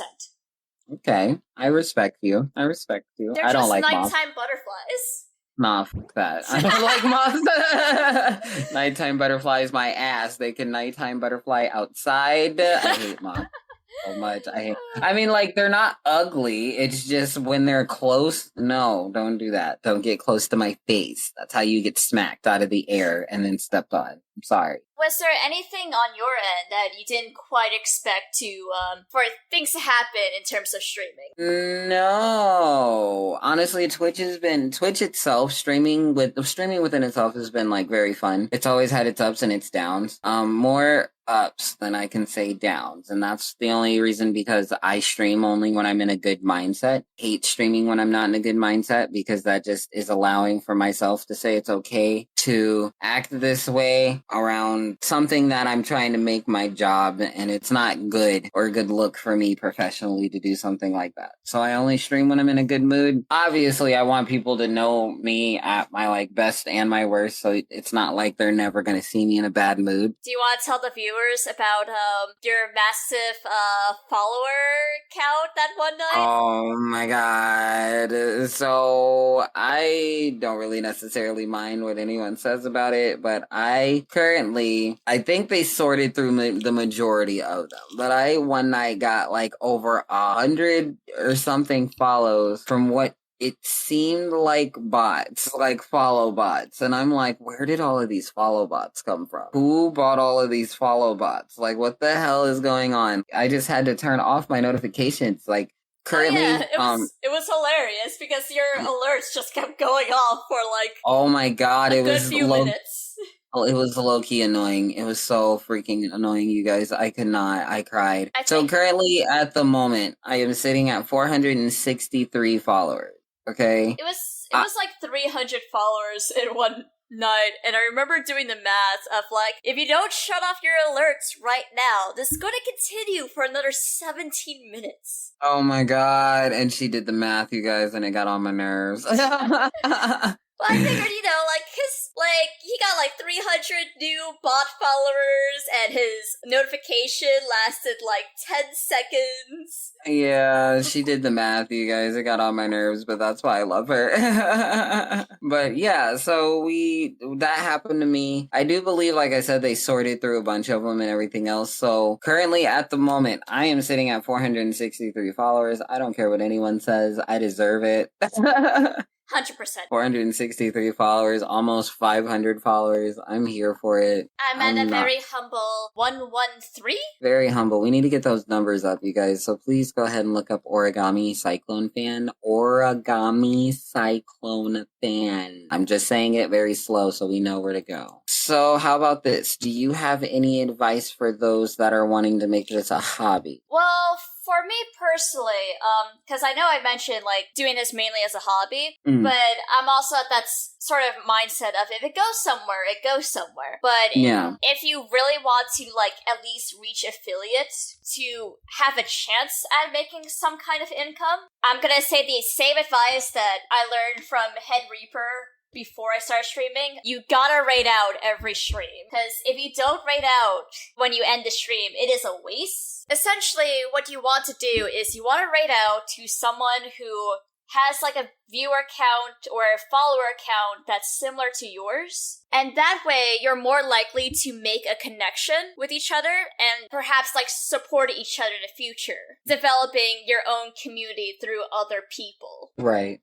I know that's not exactly what he said, but that's what stuck out to me, of just, you gotta raid out every stream. It's close enough.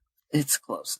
Yeah, your viewers would get to know their viewers, vice versa. Right. It's a nice little exchange. We exchange around here. Other than that, you at least want to be somewhat consistent with your scheduling. You could just do whenever, but viewers would have a general sense of when they can expect you to stream. So that way they at least know, to check you out if they happen to have an available night. Right. And something else that I also do, there's this website called sullygnome.com where you can check out the most watched games on Twitch to sort of give you a better understanding of, what are the latest trends in gaming right now. Say that website again? sullygnome.com. Okay. SULLYGNOME. We will be getting you guys a link for that as well. I'll make sure that that's somewhere for you guys to look up and click on and everything else. You also have to keep in mind that, especially if you're a small-time streamer starting out, you shouldn't go for games that are too popular, because chances are there are super popular Twitch streamers that are already doing it. For example, a lot of people play League of Legends. So, unless you're really good, maybe consider trying out other games that are still well known, but not crazy popular. Right. Another thing. Yeah. If there happens to be a situation where, I'm just going to use this game as an example, because I've seen it happen. Let's say everyone is playing Elden Ring. Chances are it might be better for you to not play Elden Ring, because that's literally what everyone else is doing.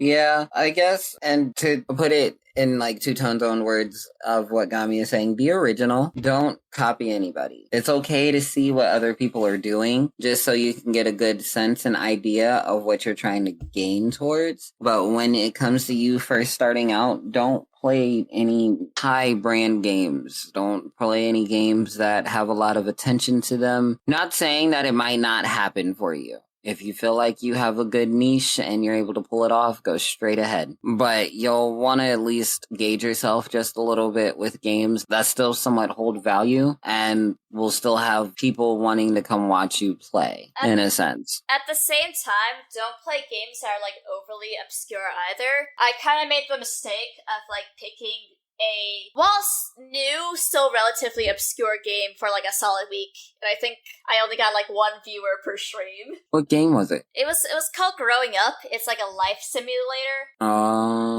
Yeah, judging by TwoTone's reaction, he hasn't heard that game either. So people aren't going to be looking it up when trying to figure out who to watch.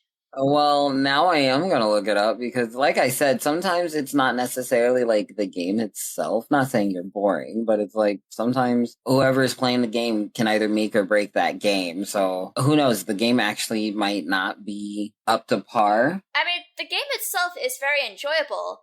It's just not many people are really looking around to watch it. You might have gotten a nice little following. It takes some time. Sometimes some of those sort of things do take time. Like, oh, you're still doing this? Okay, well, I suppose see what it's about since you're still here on it. This was also back when I was, like, originally just starting out. Yeah. So at that time, I didn't have a following yet. Yeah, who knows? People might enjoy it now. That is possible. They might. Got any last-minute advice for our viewers here?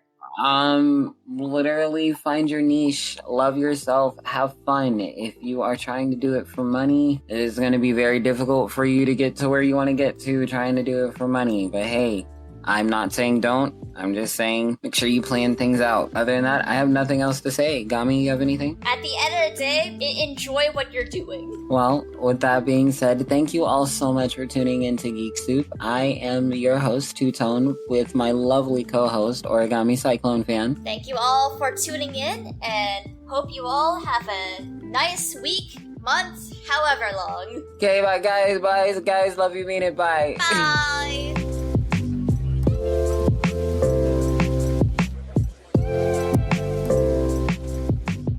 What is the number one thing you would never want your parents to find out about you? 100% that I do not want my parents to know about me is they are very much against like smoking marijuana and doing stuff like with pot, and yeah, I do enjoy it.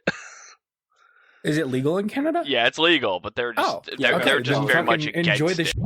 They're just very much against it. I'm like, how can they be against something like this? You don't die. You can't. You don't die. Yeah, and I can attest.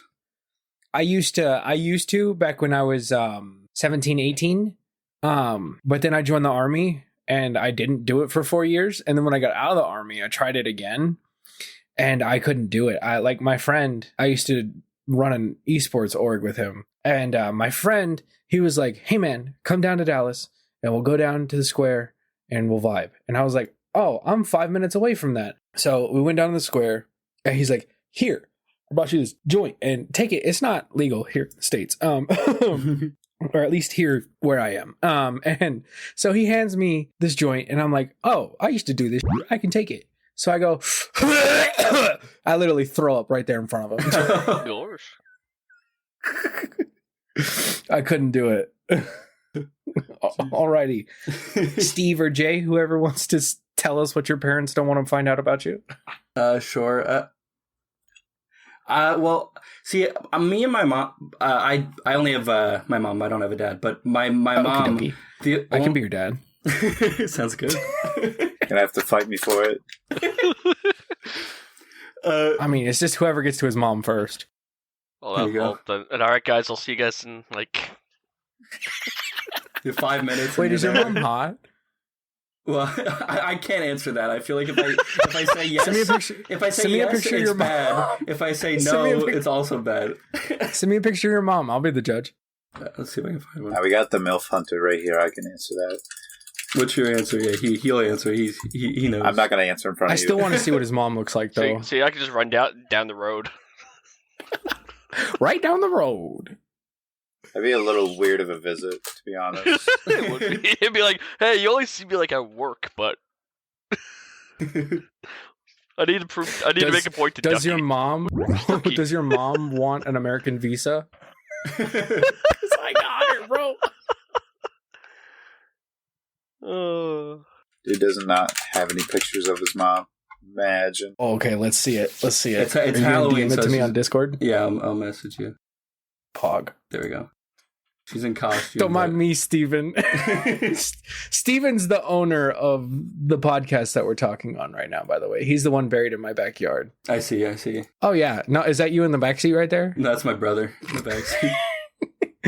Yeah, if she ever wants an American visa, tell her. I'll let her know. Alrighty. My turn, baby. Wait, he didn't even say it yet. We were just talking about his mom. I'm skipping over him. Nah, go ahead. All right. My thing's probably like, she's usually pretty chill with most of the things I do. I don't think there's anything she'd ever really be mad at. But the one thing I probably would avoid letting her know would probably, I've done psychedelic mushrooms once. Thought we were going for the sex drawer. Pog. No, that's the. Yeah, I did. I've done them. I think twice actually, and I probably wouldn't want her finding out about that because I don't know how she'd react. That's a We got a lot of druggies in the podcast today. Woo! Okay, Jay, what's yours? Probably that I'm on like 4 dating sites and bring home a different woman every other night. That kind of ruined my reputation in my household. Jay, are you hot as shit? I wouldn't particularly say I am, but I just know the secret. Yes. Wait, which one is Jay in the latest 511 video? He's with Steve every Steve dream. So it would be the Stardew Valley achievement hunting would probably be the last one, but you don't show I don't think that's uploaded. Okay, I'll go look. His face ain't in it though. You'll only be able to hear him. His face ain't in it. It's just a live stream. I don't think he was ever in a video with his face. He hasn't been in one yet, but we'll get him in there. I bet Jay, I bet you're a hot dude. I hope so. He's pretty hot. There's got to be a method behind my madness. Alrighty. And for my mom, I would not want her to find out that I am talking to a woman that she told me not to talk to. Because she knows her mom, and her mom is batshit crazy. But the thing about it is, she hates her mom too. Well, I mean, that just works out. Yeah. So, but from my dad, maybe, I don't know. Dads are always more. My dad's kind of a vibe. He's kind of chill. More chill. I don't know that I pissed on a dog once. What kind of what? So, I was drunk at a barracks party, right? Mm-hmm. And so I go outside of the barracks and into the courtyard to take a piss. And me, drunk as shit, I'm stumbling, and I get to this little ledge where I stick my hand up. And I start to take a piss, right? And being drunk, you really can't control the flow of that. Of course. And so I'm pissing. And then here comes my friend's dog up to because I love this dog. And this dog loves me. It was a known dog too. What? Yes, and this dog loves the fuck out of me. Anytime he sees me, he's always like hopping on my leg. So I'm drunk. I'm sitting here holding myself up with this wall here, and I'm just pissing. And up comes this dog, and he just runs directly into the stream. And I'm like, God, no, sorry. God. And Maybe the owner found his dog like an hour later, and he's like, why is my dog wet? No. He touched it too then. He peed on himself. Dog got too drunk and pissed himself. 2 birds with 1 stone.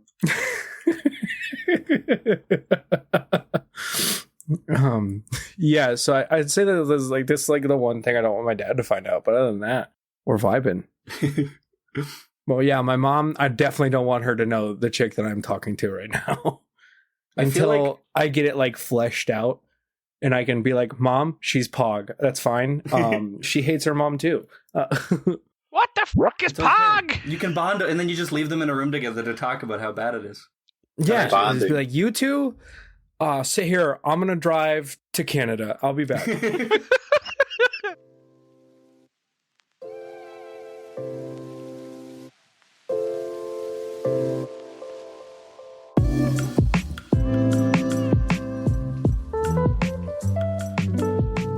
Are you hungry? Because this is the first episode. We have a wonderful guest today. Welcome to the Pajalas, the Victor, James, Luke, Aaron show. We have a wonderful guest today, soon to be future critically acclaimed published author. What do you want me to call you on this? Do you want me to just use your... I write. That's it. I'm just a writer. I write for fun. You're just a writer? Yeah. Just a writer. Pseudonym, just a writer. Just a writer. Okay, Fiction, poetry, nonfiction. I just write. So featuring just a writer. Just a writer. Justin Ryder. That's what we're gonna call you. Justin Ryder. Justin Ryder. That sounds That's like a porn star. Yeah. See, just writing left and right. Is it chicks with dicks or is it dudes with boobs? What do you mean, like as a preference or what? I mean, just if you're out there writing books, is it? I mean, I said I was just a writer. You came up with all the other stuff. Fair enough. Let's get into this shit. So you, good sir, are if I can recall this correctly, you're a cosmic horror enthusiast. I do enjoy cosmic horror, yeah. It's one of the influences. If there's a genre that it all kind of falls under, it's cosmic horror and then transcendental sci-fi. Wait, what is transcendental sci-fi? Transcendental sci-fi is a genre that is actually just kind of sits in sci-fi kind of as a whole, but there's certain authors that have definitely stand out as unique because of the transcendental kind of element. So Olaf Stapledon would be one. Arthur C. Clarke, who was also a Buddhist, I know that would be one. Okay. Yeah. So if you've seen the movie 2001, that would be transcendental sci-fi. Okay, so I thought that was just Stanley Kubrick on like an acid trip. It was probably some of that too. Like Stanley Kubrick and Hunter S. Thompson are just chilling in a room tripping. He's like, you know what? We all came from monkeys, and then another monkey is gonna bash this other monkey in the head with a rock, and that was the first instance of black on black crime. But your face speaks. Wait, you mean because they're monkeys? I didn't say that's that. Deplorable. I didn't say that. That's totally where you were going with that. It took me a second. I was like, wait, what is the? Oh my god, on that shit again. But continue. Yeah, so that's kind of the influences. My academic background is philosophy and religious studies, and then I also have an art degree, like visual art. But philosophy and religion also influence my fiction writing. I feel like religion and philosophy also influence cosmic horror and transcendental sci-fi, or any horror and sci-fi when it's really good. Well, how so? Well, I mean, 2001 would be an example. Arthur C. Clarke is a Buddhist and also an agnostic. And I mean, in 2001, those kinds of notions of like transcending kind of like our previous step, so they go from like the apes to the people to the star child floating out in space. And then also, there's the kind of agnostic notions, because what Dave Bowman kind of runs into, I mean, we would call it in almost every sense godlike, but at the same time, it's very much like embedded in the material universe. It's not something necessarily like supernatural. Okay. Just out of curiosity, do you think God would be like an alien? Or not an alien, sorry. I mean, yeah, an alien AI. I just think that's like what the cosmic horror is, because like we don't actually know what it would look like. I mean, I've seen the pictures of accurate biblical depictions of angels, and I'm not gonna lie, I was myself. Dude, yeah, and I actually have some stories where I play with the multi-eyed angels from like Ezekiel, and it's apocryphal, but like the Book of Enoch, where like, there's a reason the first thing they say is like, fear not. And it's because usually like, it's this multi-eyed thing with wheels. Dimensional being. Yeah. That looks like some shit out of a Zelda or Final Fantasy video game. Yeah. You can also kind of see where those kinds of, like the Book of Enoch, I feel like it's influenced definitely games and cosmic horror and things like that. I would just be like, why so many eyes? This is what you mean by all seeing. Just so many eyes. My personal opinion, I think you kind of touched on it earlier, which is the psychedelics and transcendentalism. They have some overlap. One of the things I think that people talk about when they have experiences with psilocybin or LSD is they see eyes everywhere. So I think it's possible that Enoch or Ezekiel or Isaiah, when they were writing this stuff, may have gotten into some ergot or something like that. The wheat had gone bad. Ate way too much nutmeg and they're just tripping balls going like, hey, there's an angel. And it's just like being like pigskin soccer ball just rolling down the streets. Yeah. All right. So why exactly are you gravitated towards this? What about this is really the appeal? You have an affinity for it. You have a very strong attraction to this particular genre. I mean, your works, which if you're willing to read some today, yeah, absolutely. Absolutely. I would love to hear them. I'm pretty sure our listeners would like to hear them as well. But cool. What is it that's so alluring? So I grew up in a fundamentalist kind of evangelical Christianity. And one of the things about that is that you have this, like, who and what God is very clearly defined. It's God fits in a nice little package. God has a name. God has a son. God talks to you. And morality is black and white, quote. You kind of have all of the answers. And I think when lots of people, when they leave that kind of background, they tend to just become atheists. They don't typically examine more mystical forms of Christianity. They don't go into Buddhism, anything like that. And yeah, I became an atheist, a pretty militant one at that. But then I started reading Olaf Stapledon. He was an agnostic. He was also a philosopher, but he wrote fiction. He wrote science fiction. It was something that I realized, I think that, like, as a fundamentalist Christian turned angry atheist, I found out while reading Last and First Men, that my spirituality was kind of only just beginning. That if I was to take the scope and scale of the universe as serious as possible and my place in it, I end up as this tiny, tiny little thing, and it just keeps getting bigger and bigger. And every time you answer a question, there's more questions behind that question, and you get lost in it.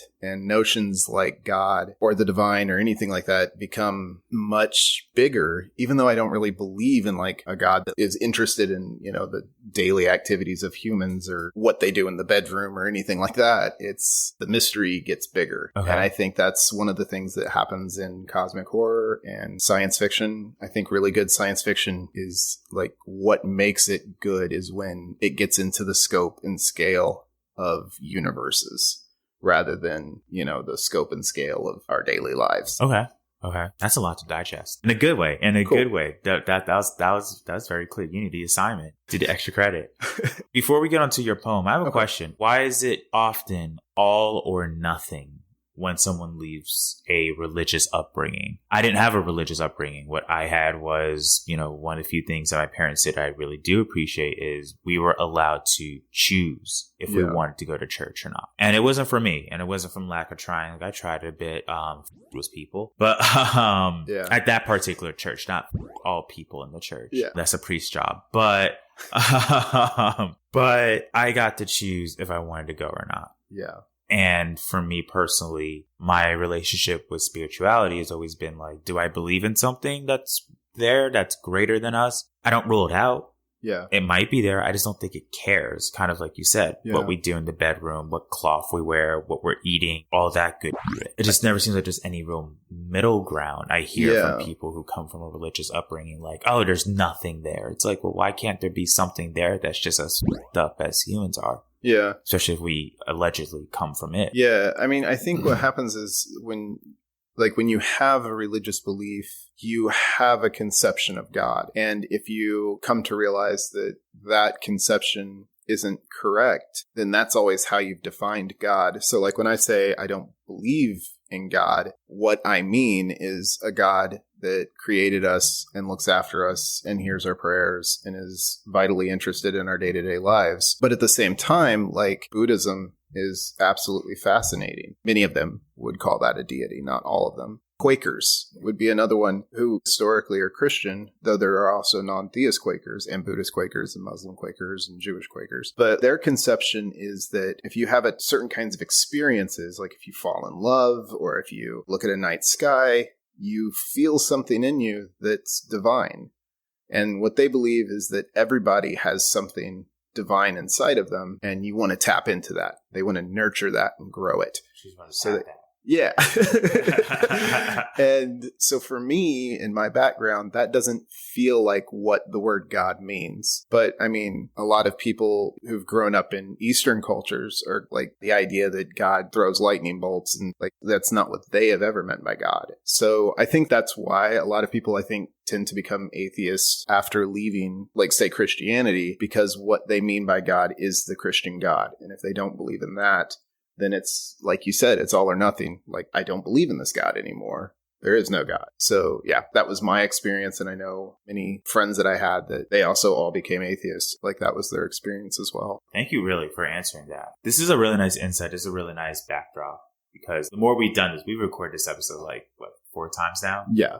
Like close to. Yeah, like 3 or 4 times by now. It's nice to actually sit down and like actually see your reactions. Every time you bring this up, I learn more about you. Cool. And you just become a more interesting person. In a great way. In a great way. You're a great person. Cool. I appreciate that. Just a writer. All right. So you have some of your works. Yeah. What with time constraints and stuff, we'll stick to the poetry stuff. Though, yeah, I do have works of short fiction. And actually, in the context of God and specifically Christianity, I have one here called Struggle. I actually just read this at a little event called Church of the Eternal Hunger, and I realized as I had it in my list that several of the people there were clearly Christians, which, great, cool. They didn't seem toxic in any kind of way or anything like that. But I'll go ahead and clarify this here as well as I did there. My poems are typically, they come from a place of fear. Like a lot of times what I do is I'll be camping, I'll sit out by a fire in the middle of the night by myself. And when, that creepy feeling comes, I just get to know it rather than go and hide in my tent. For the night is dark and full of terrors.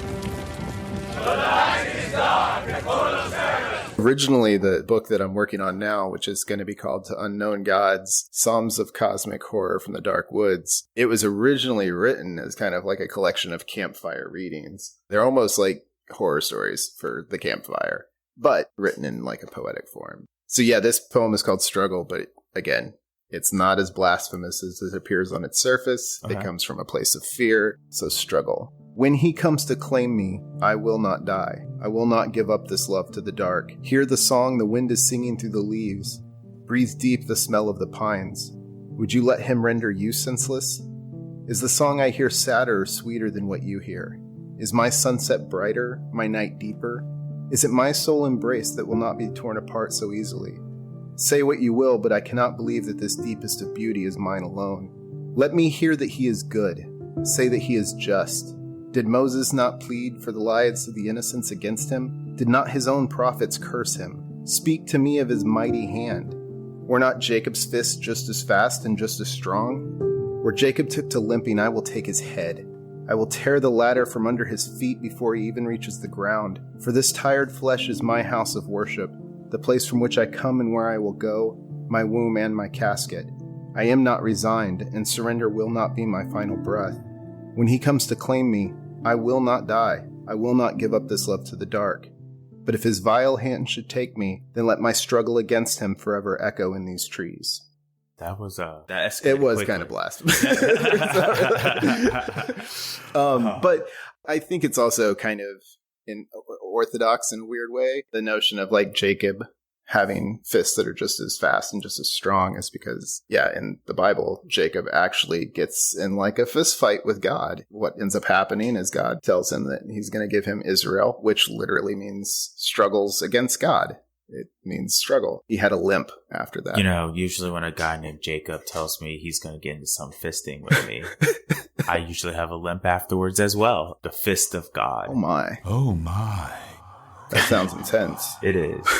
It really is. I really don't know what to say. Like, I'm trying to think of something witty to say and all, but that actually really is thought-provoking. And I'm one of those people where, like, I'll read something like 3 or 4 times and then start piecing together everything. Yeah. One of the things that influences some of the writing is Gnosticism. I mean, it existed for a while. 1st, 2nd, 3rd century, probably the most kind of like unorthodox Christianity, where they tended to look at God as, people typically understand God as the bad guy. The serpent was the good guy. The serpent was the one that was like, here, let's eat of this tree of knowledge. What can be wrong with knowledge? You need knowledge. And ignorance is bliss. That was one of the things I think that Gnostics were like railing against. Gnosticism means knowing. And so like they'll point to Solomon, who like God was like, I'll give you anything you want. And Solomon's like, I would like wisdom. So God gives him wisdom, and his life collapses. Like, wisdom was bad for him. He's not wrong, though. I mean, that's literally the monkey paw right there. It's like, you want to know the truth? You can't handle the truth! At that moment, I would have been like, just like, let me like stay. Just turn me into a vampire. That's what I would say. I could become anything. I want to be a sexy, true blood vampire for like all eternity, but I want to be able to walk in the sun. Yeah. So one of the things that I don't think I'm ever going to be able to like relate like in fiction is because you have to have something that people kind of want or that they desire. Otherwise they don't empathize with the protagonist, like the hero of a story. And a lot of people are like, I don't want to live forever. I would hate to live forever. I'd get bored or something like that. And I can't like now, like if experience isn't a good thing, I don't think that anything can be. Right. Like there's not, yeah. Like, if you're bored, that means your experience isn't a positive one. You need to fix your experience, not die. Even if it's a negative one, there's people I know where they constantly make negative experiences because it keeps things interesting. You know, that friend of yours who dates, you know, that bad boy where you're like, don't date this ain't no good news, and you get but I love him, and then next thing you know, it's just like, you know, absolute Armageddon. And then they break up and they get back together and they break up and they get back together and all that again. Yeah. But it keeps it interesting. I never understood when people go like, oh, I would get bored. Yeah.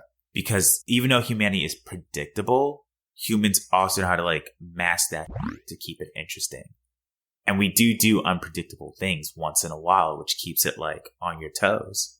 Yeah. And I mean, just the stuff that we create and that we can learn. I mean, like, you're never going to watch every movie. You're never going to read every book. You're never going to know everything. Like, right. In fact, when you learn new things, you typically end up with 10 more questions for every answer you get. Right. And yeah, any story I read or something is always like, it becomes an influence. You want to expand on it. You want to explore it further. I feel like if somebody is comfortable with death, that means that your life just isn't worth preserving. You should really just try to improve your life. I would just be like, you know, I just think if you're that wise, you'd be wise enough to get a therapist. Yeah, if I ever get comfortable with death, I think that's when I should get terrified, because that means I've actually at that point have hit a life that isn't worth living. Do you have any stories about that? I mean, the one that I just read was kind of about that. I mean, yeah. It was like that was a catch-22 question. So then, since we're on the topic of getting one thing, one wish. And not like the type of wish where it's like a Disney movie where it's like, oh, hey, I wish for $1 million, and then you literally get like $1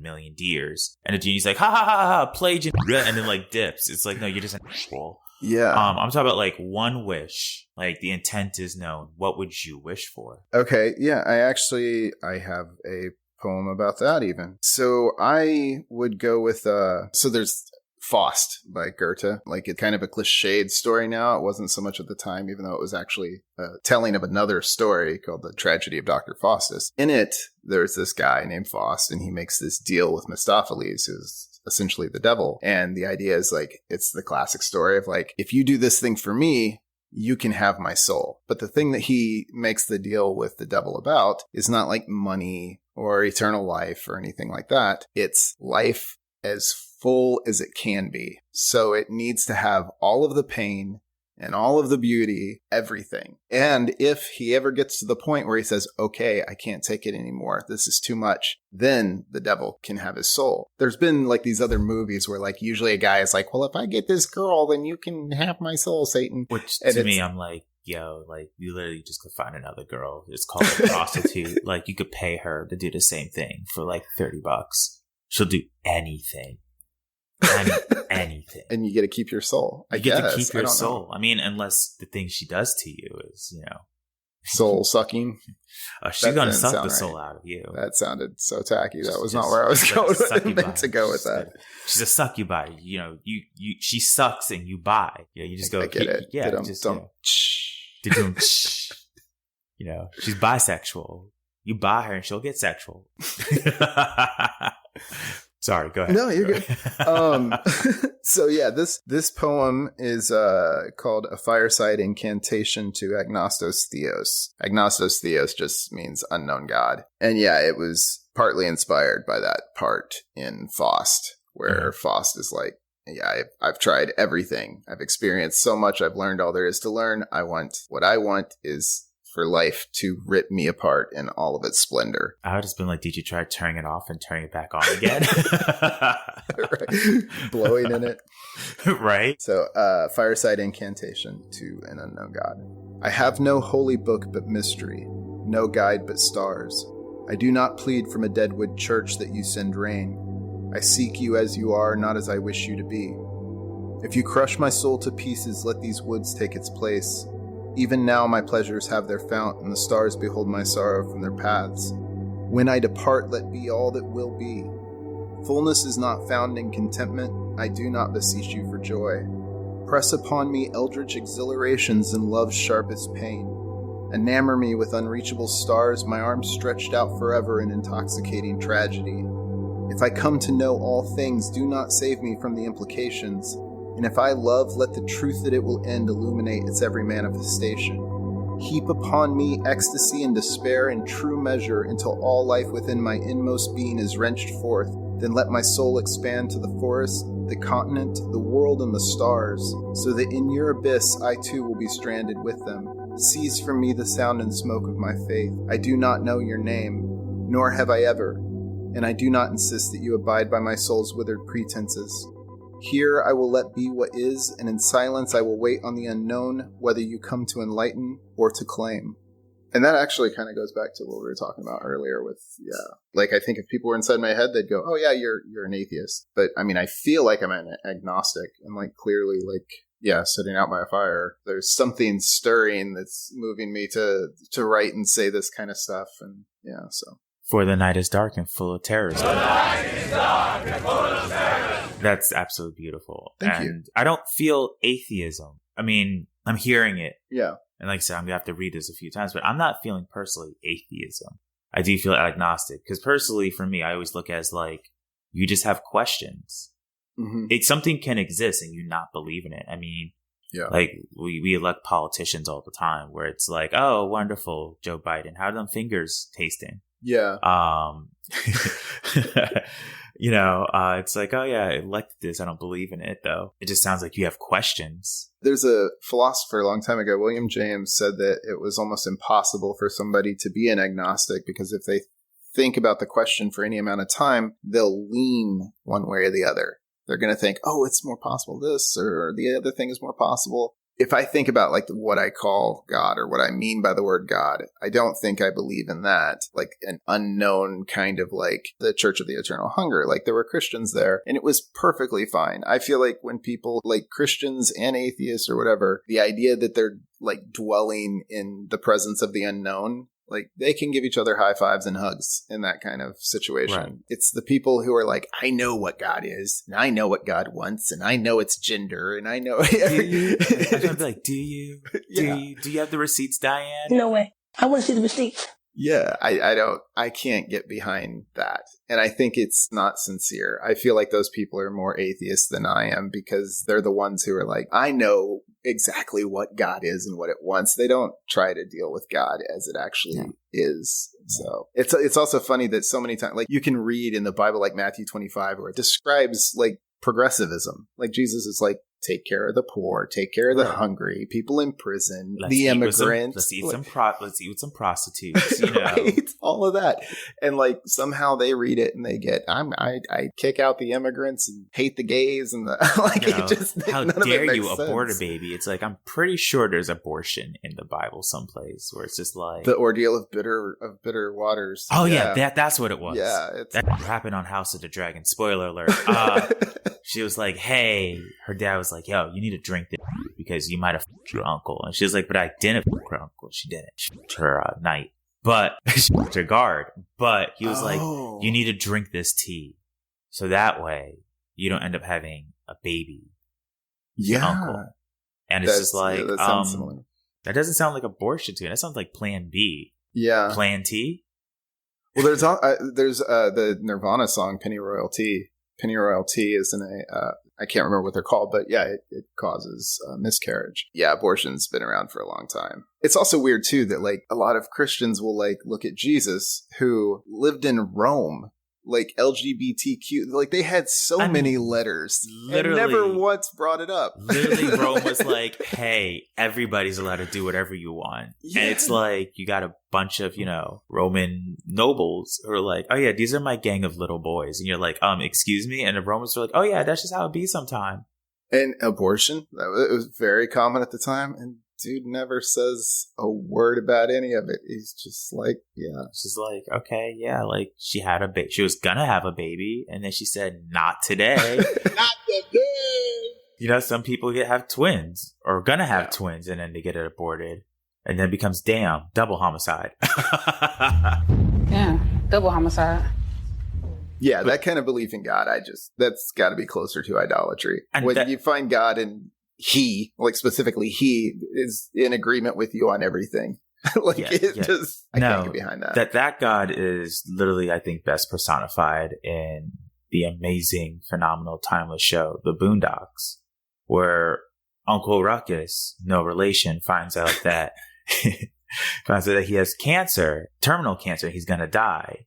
So he has a prophecy, as a premonition, a prophetic dream that he goes to. Ronald Reagan. Yeah. And he goes to White Heaven, and who greets him at the gates it's Ronald Wilson Reagan. Yeah. And he sits here and talks about how, like, God doesn't really care about what we do on earth or racism. As long as you sit here and you feel one kind of way, you can come into White Heaven. And that's just the same God, I feel like. I'm like, this is just a 1950s angry white man. Yeah, for sure. So, like, you look at the, like, Catholic Church, and, I mean, there are many, many good Catholics. But that being said, the position of the Catholic Church is that, women don't have positions of leadership.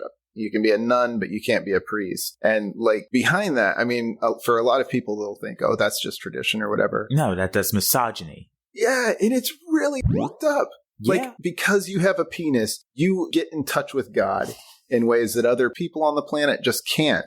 Right. Just because they were born that way. Like, how dare you McRiblets bitch. Like, that's what you get for having a period. Sat on my white couch, slut. Like, I don't understand it, because I'm like, okay, if anything, if God had a gender, I would think it would be more akin to a feminine one, because that's where life comes from. Vaginas. Yeah. I'm going to say it 6 times. Vagina, vagina, vagina, vagina.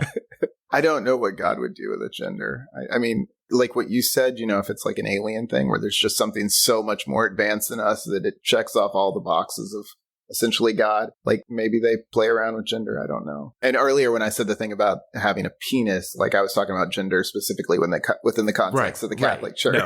No, I know, like cisgender. Penis doesn't mean your gender is, Right. But like, because someone has a penis and goes, I'm a rough and tough male. It's like, okay, so if anything, I would think you're less godly by default. Because like, what do you know about birthing life? Like, cradling something from nothing, literally from nothing. Yeah. Within your own boundaries of your shell. Yeah. And then bringing that into the world, or failing to bring that into the world, or deciding, nah, my vagina, my rules, and just ejecting that. Delete it. Fetus deletus. There we go. Fetus deletus. That's another weird thing too, is when people have such a conception of the notion, like, if you're going to say that a political or civic decision, right? That like it's going to be forced on everybody. And your argument is that the soul enters the zygote at the moment of conception. When people are in that kind of religion, they will teach a child who's like 5 or 6, this is how the entire cosmos works. And it's like, no, you don't. This is not even how this block works. People don't realize, like, even in their own cities. Yeah. Like, there's a bubble. I mean, except for New Yorkers, because, I mean, they just don't give a But people just don't realize, like, in their own cities, what your little castle, your home is not like what your neighbor is. Yeah. Like, some people grow up where you're that girl who was trapped with her siblings for, like, was it 15 years in the basement, and she escaped. She escaped, and she's just living next to, quote unquote normal people. And then you get Blue Ivy Carter, where it's like, okay, but your mom's Beyonce, your dad's a camel, so like, you're sitting there going, like, everyone's little bubble is not the same. Yeah, for sure. But the extremity of that, like, that kind of claim that you're asking, you're deciding laws based on a soul. Once a sperm and egg meet, there's a soul. Like, at the moment of conception, it just enters in. You don't need a central nervous system. Doesn't matter if it can feel pain or anything. Like, none of this makes sense. You can't ask everybody to get on board with that because you know God directly.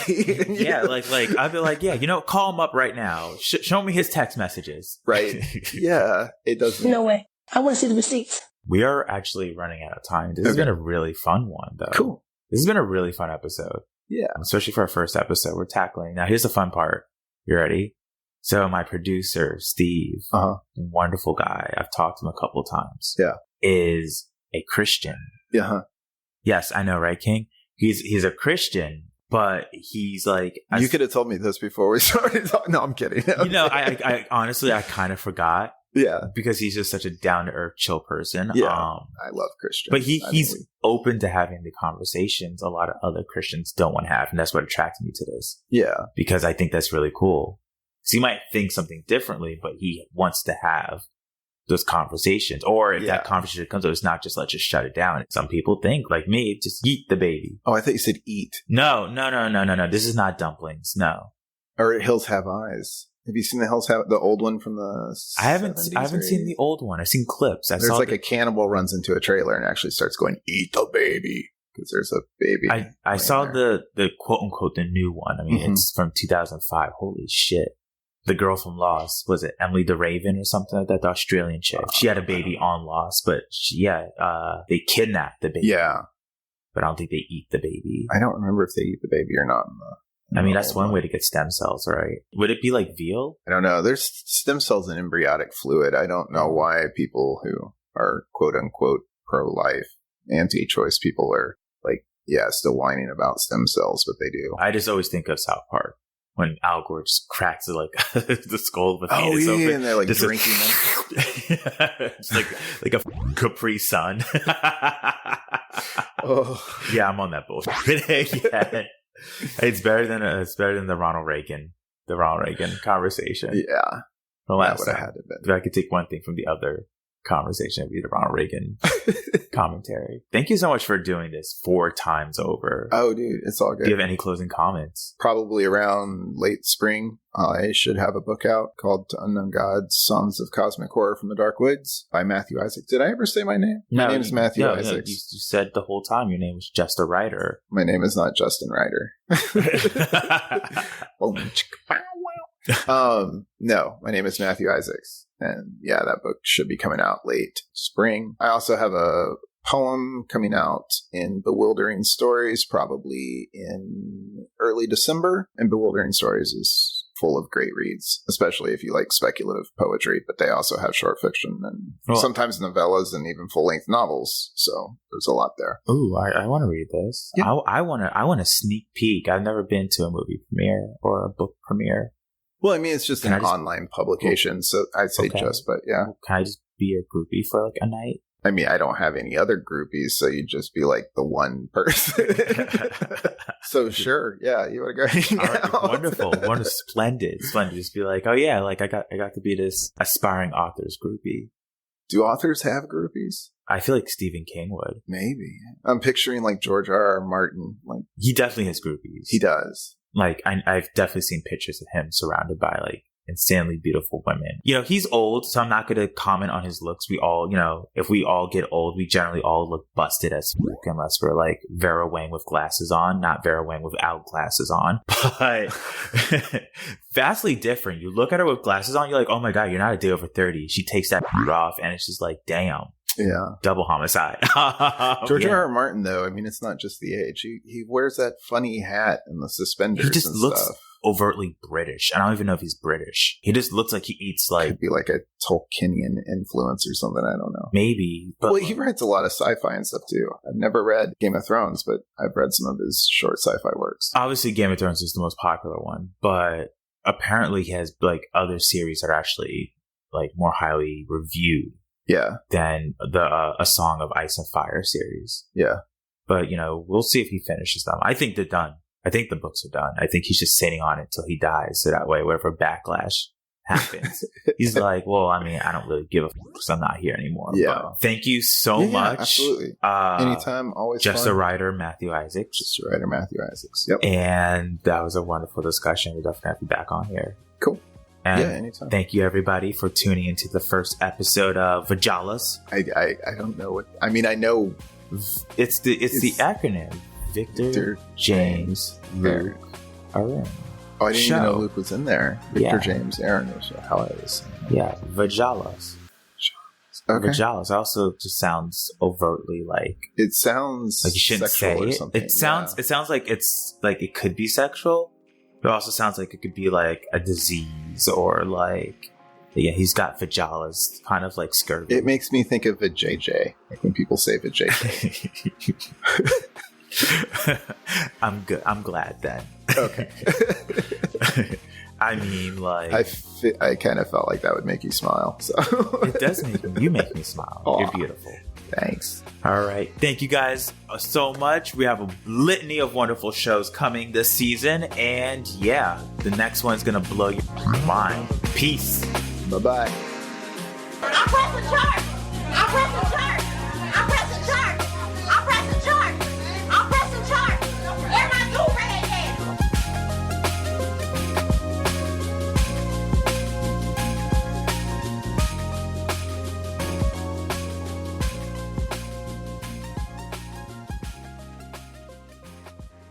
Alrighty, on to the next question. What is the most ridiculous fact you know? Like absolutely weird as shit that you know it. Do you guys know hit ducks? Me with it. Do you guys know ducks? Like they shoot out like a fucking harpoon. I feel like this is a duck. Well, yeah, that was unironically that was also going to be my weird fact. And it falls off after.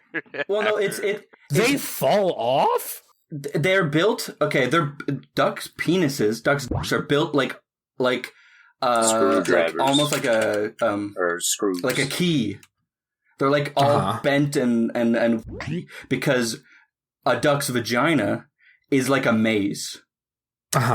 Because so they have ducks' vaginas have little pockets where if a duck has sex with them, it's a fake vagina, and they'll come in the fake vagina, and then they won't get pregnant. So they have to find the duck with the right penis to get to the right hole to get them pregnant. And I thought I had it rough.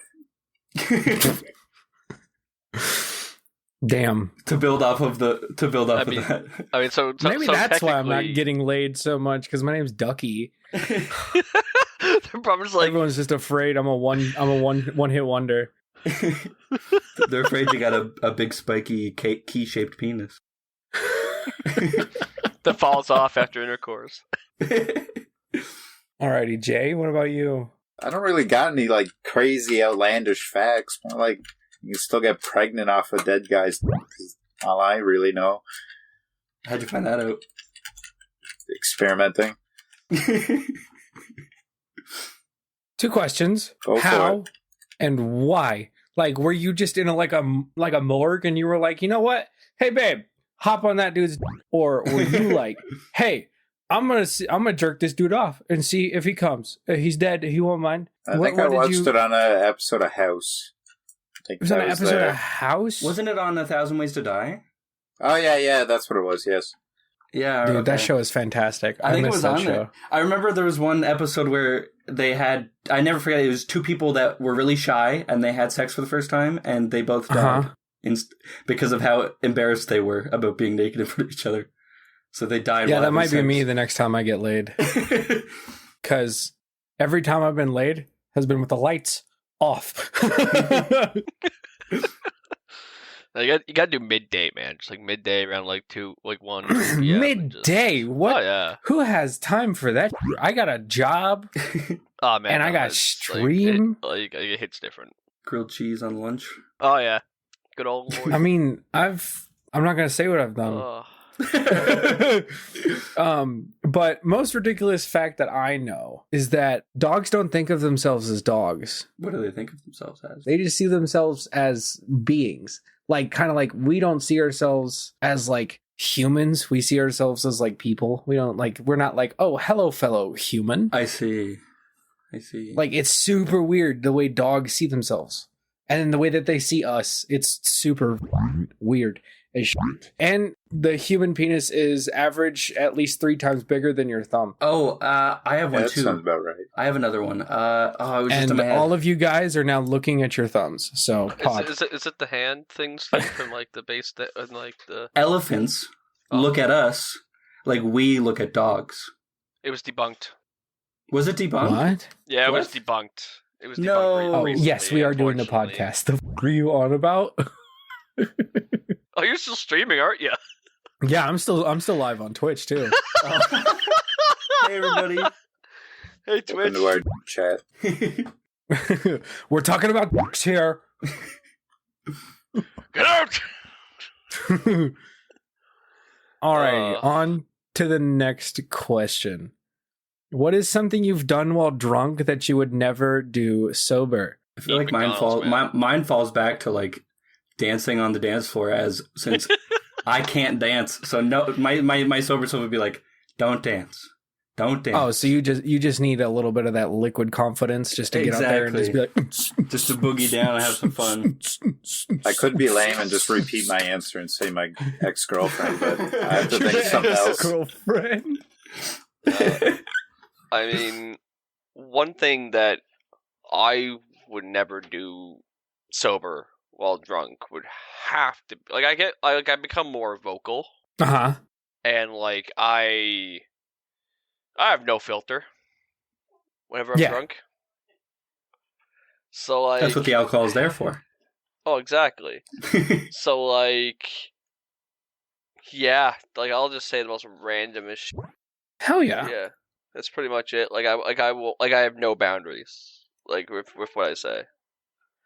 Like I'll walk up to someone who I just met and I'll say, "You're a bitch." Just like, hey, you smell like a bitch. I don't get aggravated, like aggro, unless provoked. Okay, so honestly, when around Jason and he's drunk, caution ahead. I'm not bad when I'm drunk. I usually just throw on a toga and just... Me, when I'm drunk, I'll say yes to just about anything, which has gotten me in quite a lot of trouble. This one time, my friend... This isn't even the story I'm going to tell. I'm just putting another story on top of it. But my friend, he said, hey, do you want to go run in the hallway of the barracks? I was like, sure. Why the fuck not? And I'm already like 6 Bud Lights and like 3 Jaeger bombs in. And so I'm just like, sure. And so we start running down the hallway. My boy Taylor over here trips and sends his face straight through a window. Damn. And no. I just fall on the ground laughing at him. I'm laughing my ass off. And he's like, dude, help me. I'm like, but you look hilarious right now. So I drag his ass to the barracks room. I put him in his bed. I tuck him in like the good friend I am. I literally use my hands like moms do. And I just stick my hands underneath him. I tuck him in real nice. He's like, you're a really good friend. And I'm like, I know I am. You better believe it. And I just walk out of the barracks room and I leave him there. He wakes up the next morning, cuts, blood all over his face, so confused. But I'd have to say, whenever, like, I'd say yes to anything, right? So this girl, she's in our little barracks party. Me, Taylor, my boy Devin, my boy Harrison, we're all just vibing. Harrison's wife is there. Did you just run a fucking train? No. Okay, that's where I thought that was going. Me, being the weird loner that I am, I go out into the little common area out of the little barracks party that we're having. And I pour myself a little bit of water because I'm like, all right, I'm starting to get a little drunk. I should slow down a little bit so I can make it back upstairs to my room. This girl, she comes in out of nowhere and she's like, hey, do you want to come with me to my room? And I was like, sure, why the fuck not? And so me with my thing of water, drunk as shit, walk into her room. We get to her room and I sit down on her bed, right? And she's like, so the thing about it is, this isn't my room. I was like, well, whose fucking room is it? And she's like, oh, it's Falon's room. I was like, oh, so you brought me to the one bitch in this unit who would happily run me over with her car 8 times to her room? She's like, yeah. I was like, I'm leaving. And she's like, okay, I'll come too. And so we leave the room. We go back to the party. And then she's talking about, she's like, so what's your name? I was like, my name's Ducky. What's your name? She's like, my name is Jessica. And I was like, oh, well, nice to meet you, Jessica. And she's like, hey, so I heard you drive a motorcycle. I was like, I do, in fact, drive a motorcycle. She's like, what kind of motorcycle is it? I was like, it's got 2 wheels. Drunk me has the best special, humor. Very special kind. Much different to the ones with 3 wheels. She said, oh, cool. It has 2 wheels. I was like, yeah, it's got 2 wheels and a headlight and a horn. She's like, oh my gosh, I need to see this motorcycle. Now, drunk me has no idea what's going on.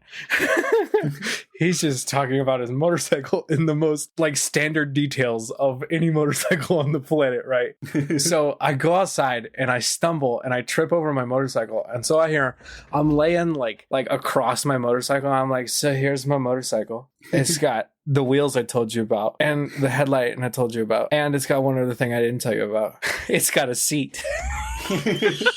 I was so drunk. And she's like, oh my gosh, this is such a cool motorcycle. And I was like, oh, you really like my motorcycle. That's awesome. She was like, well, since your motorcycle is so cool, what's in your room? I was like, I just got done building an arcade machine in my room. And which, in fact, I did. I built it from scratch. It's a nice little Mortal Kombat 2 arcade machine. It broke this night. So she's like, oh my God, I need to see it. And I was like, okay. So I crawl up to my room on all fours with her behind me, walking normally, because my room is upstairs. And so we get up to the 3rd floor. And I'm like, right this way, milady. And so we walk over to my door and I'm fumbling with the key card. I get it in finally. And I take her to my room and she's like looking at the arcade machine and in her head, she's like, this guy's such a fucking nerd. So we go into my room and she's like playing with it a little bit. And then she's like, oh my God, I love it. And I was like, oh, thank you. I love it too. That's why I built it. She's like, how'd you build it? I was like, with screws. The one She's component. Like, oh my God. You are so handy. How did you get the screen to work? I was like, I plugged it in. Drunk me is such a sarcastic asshole. But then she's like, oh, she's like, do you want to lay in your bed and I'll play your game? I was like, sure, I could use some rest. So I sit there, I lay in my bed, I'm literally sprawled out. Shoes on, everything. I'm a mess. And she comes over and turns off the light. And I'm like, what is happening here? She's like, oh, I'm just helping you go to sleep.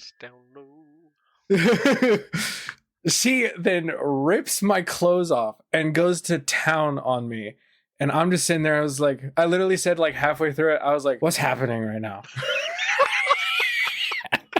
What is this? She's like, you're so good at this. And I was like, I'm doing nothing. She then leaves my room afterwards. And I'm still butt-ass naked. I'm putting shorts on, right? I'm putting my underwear on. And guess who comes beating my fucking door down? Full on. She comes up to my fucking room and she's like, were you in my fucking room? I was like, yeah. She's like, why were you in my room with some bitch? And I was like, first off, who the fuck are you to come at me with this attitude? She's like, you were in my room? And I was like, well, she told me it was her room. It's that kind of like she told me she was 18 kind of shit. I didn't get a say in it. I'm drunk as you can see. And then my neighbor comes out hearing the commotion and sees me in my boxers and then sees her. And he gets the complete wrong idea, right? So he's like, is he trying to hurt you at all? I was like, whoa, whoa, whoa, whoa, whoa, whoa, whoa, whoa, whoa, whoa, whoa, whoa, whoa, whoa. She came at me first. That was not what needed to be said, right? So he calls the cops. Oh, no. And the cops come up and they fucking arrest my ass. Because they were like, there was a call saying that you were abusing this woman. And I was like, well, who told you that? And he was like, the guy across the hall did. Because he asked you if you were hurting her. And then you said she came at you first. And so now y'all are both arrested. And we're going to take you down to the station for some questioning. Not arrested, but detained. You know how it is. Yeah. And my drunk ass, still in my underwear, is in a police station. Just like, can I put on some pants? And they're like, no, you can't. I was like, please? And so my first sergeant comes down and he's like, Boggs, oh, what the why are you naked? I was like, well, you see, I'm drunk as shit. And he's like, did you do something wrong? I was like, I don't know. And then I blacked out. Oh, no. The best place to black out. Obviously. And then I woke up in my room. So I was like, okay, cool. So yeah. So at least you didn't like get detained overnight. Yeah, at least. But yeah, that is what I would not do sober is say yes to everything. Okay, that went for fucking ever. My bad. I talk a lot. I have ADHD. Sorry. But I'm a great fucking storyteller.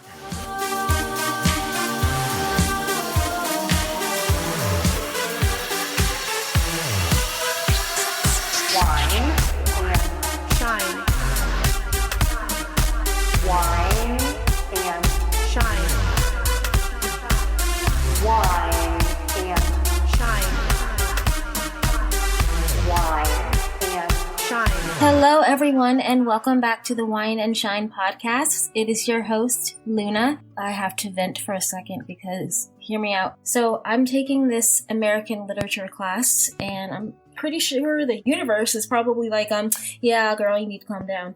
But I'm taking this American literature class, and it is really hard. American literature itself is not hard. Like, you get to do a lot of reading, you get to read a lot of poetry, you get to understand, all of that fun stuff. But with this class, it just wasn't happening. If you follow me on Twitter, you'll see me complain about it. I had to send my professor an email, in all caps, mind you, in order to get him to help me because I was just desperate. And everybody in the class failed their midterm. So there's that. But I'm done venting about that. But I hope you guys enjoyed your Halloween. I had a very, very, very fun Halloween. I got to spend it with my boyfriend. He took me over to his job and they had this Halloween little ordeal set up and it was super fun and I had a blast. And my costume this year was going to be Maxine from X, but that costume was a little bit inappropriate. I could have made it more appropriate, but I wanted to go all out with that. So I settled for Patrick Bateman, a female version of Patrick Bateman, mind you. So that's what I did, and I had such a blast, and then I got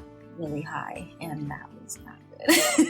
I mean, it was, but So anyways, speaking of high, I am drinking wine right now, of course, because this is the Wine and Shine podcast. I'm currently drinking Underwood, the Bubbles of Oregon Grown, or something like that. It has 11% alcohol in it, and that's all that really matters. So I'm going to take my first sip here.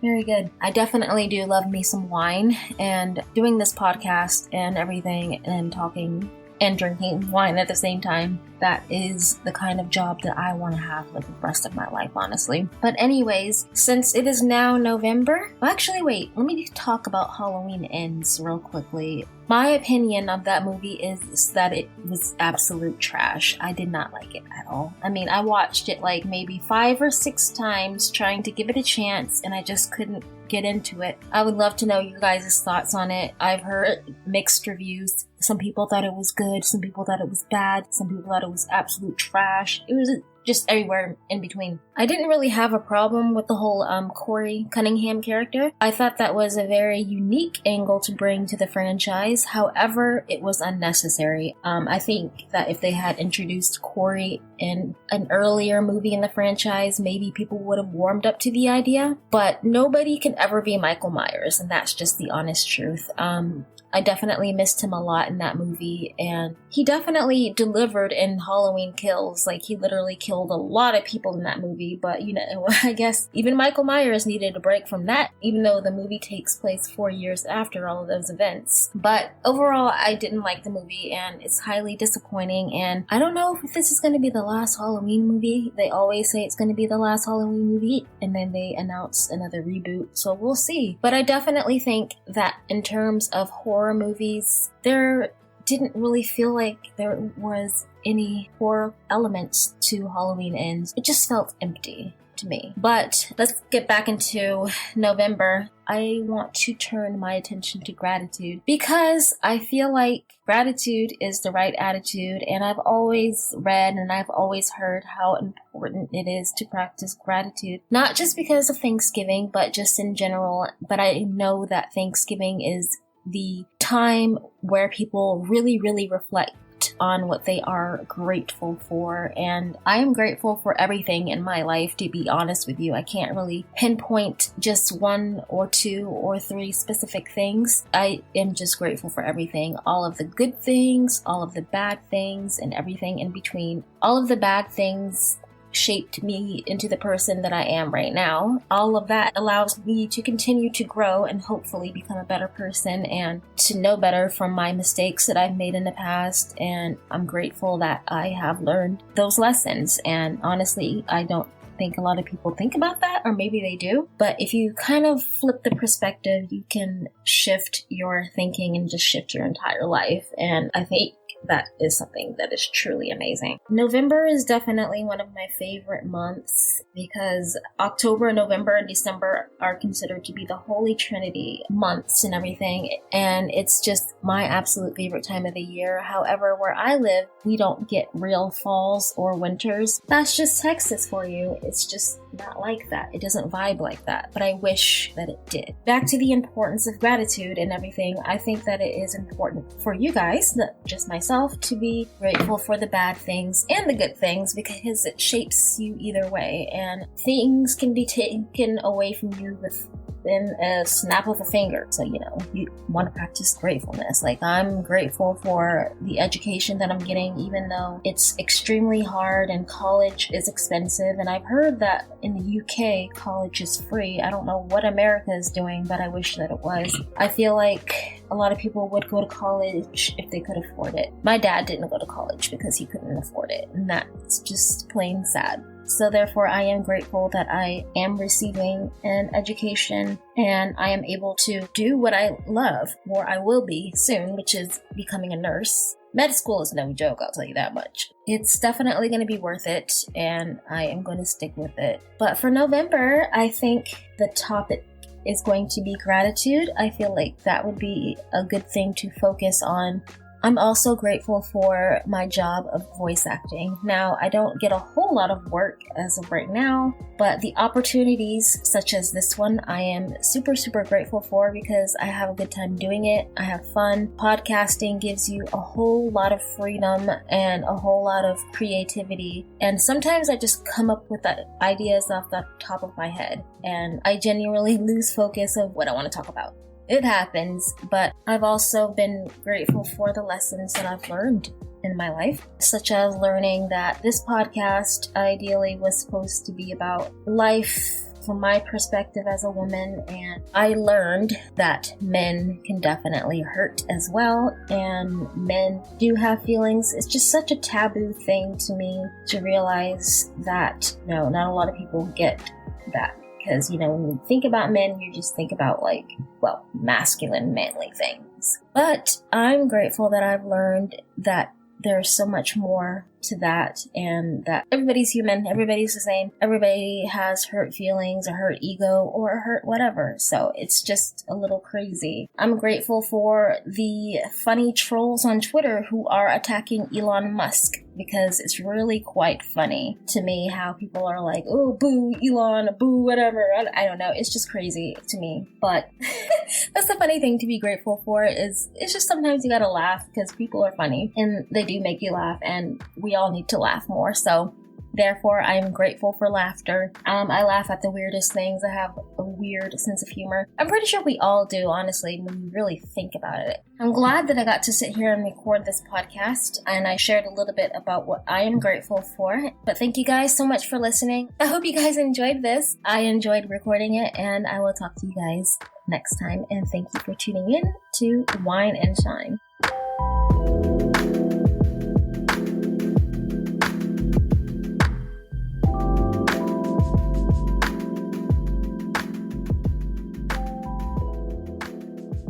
Okay, so next question, boys. Who is your one that got away? The one girl who you were like, man, if I was just like, did this better, did that better, whatever.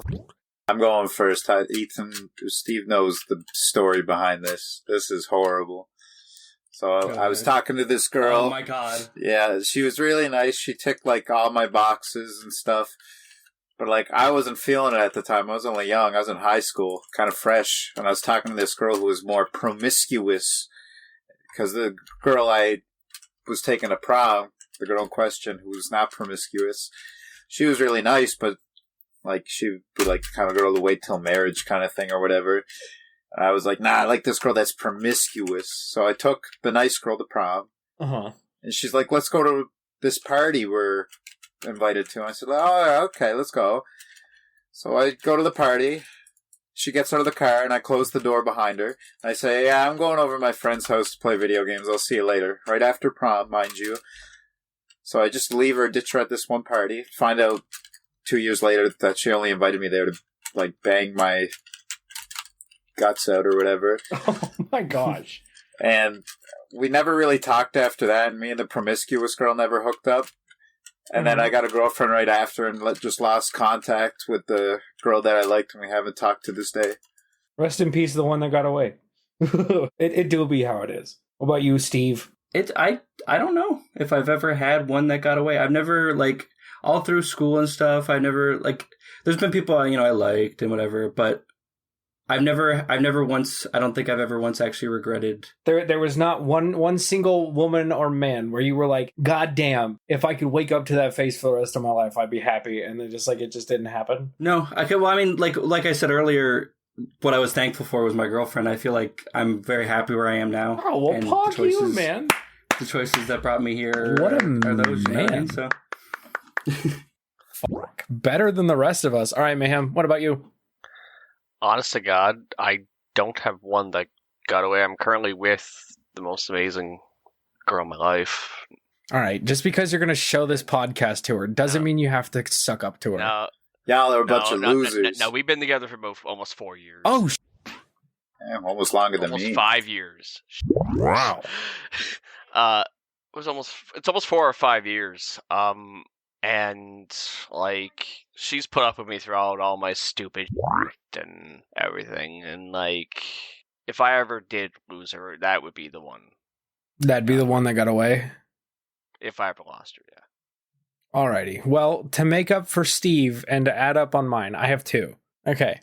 So, one, her name was Olivia. I met her at this like family thing that my mom took us to. She was bad crazy, kind of like my ex-wife, but worse. But at the time, she I didn't know she was, and she didn't live that far from me. So every once in a while, I'd go over to her house, and she got me high the first time I ever got high. She got me high. That was fun. But this one time, she called me over to her house. She was like, "Hey, I'm having really lots of trouble with defeating this final boss in this video game." She was like, "I know you play video games, so can you come over here and try?" And it was Dark Souls. I was like, "Fuck yeah, I'm down." So I hop in my car and I go about 90, not to go and get laid, but to go and fight this final boss for her. Because I'm a fucking loser.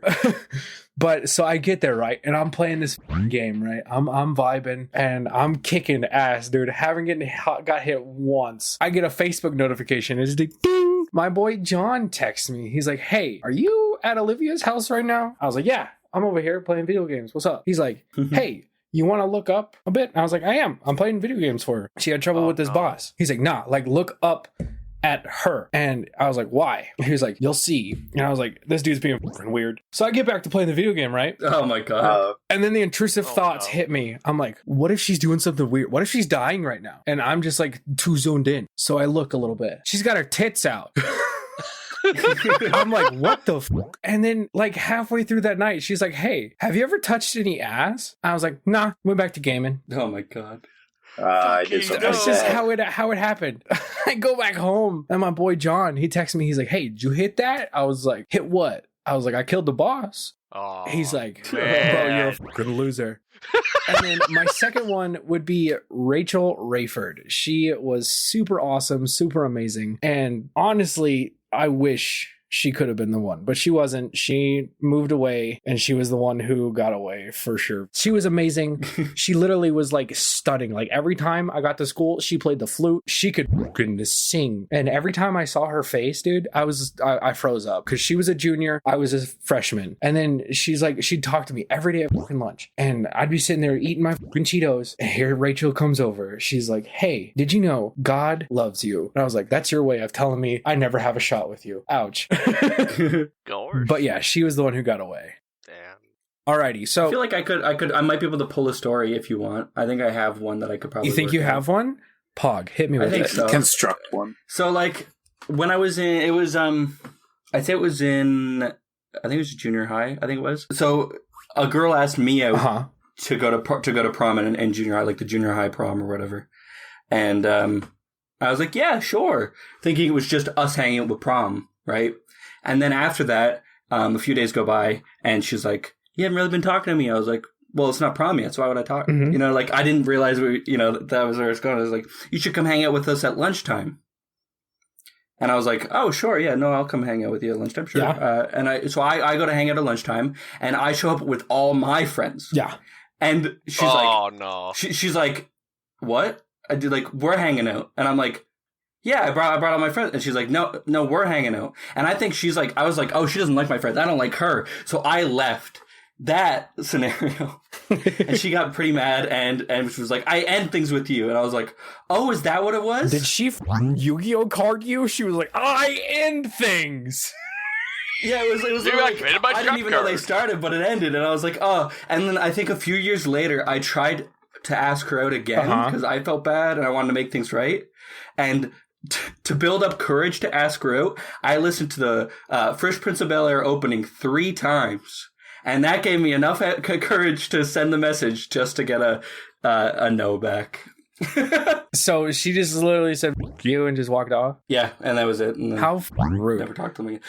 She wasn't worth it. She sounded like a total bitch. She's a kid now, so I have a question for you, for my Canadian friends. Do you guys have hall passes? No. No, I don't know. Like that one, like your top 5 celebrities that if you were to right now, like they just walked into your house, they were like, hey, Big Daddy, wanna you fucked them, you wouldn't get in trouble if you were in a relationship. I know people do, but I don't. I don't really. There's no one. I don't think there's a celebrity. There's no celebrities that I really idolize enough to Ryan Reynolds. To even want one. Oh, Ryan Reynolds would probably be. And Michael Bublé. Yeah. What about you, Mayhem? Do you have like 5 celebrities that you'd? I do not. Oh well. It could just be a culture thing, right? Like, could be. It's just an American thing. All right. Well, I'll list off my 5. America and Central Canada. Yes. Let's hear yours. All right. So my 5 are numero uno, Ryan motherfucking Reynolds. Yep. Let's go. Number 2, Billie Eilish. Fair.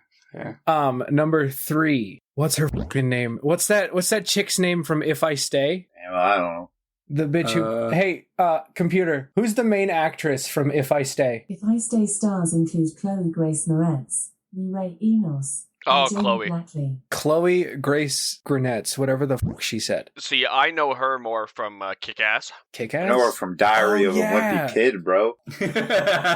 Number 4 would be the chick from the AT&T commercials. Oh, yep. And then number 5 would have to be like Pokemon from Twitch. You guys know those like Mott's Crustacean gummy things? So like Moth? like those like kid snacks, like kid fruit snacks and stuff. Yeah. Yeah, we have fruit snacks. Okay, yeah. I be eating work out of them. Dude, fruit snack, dude.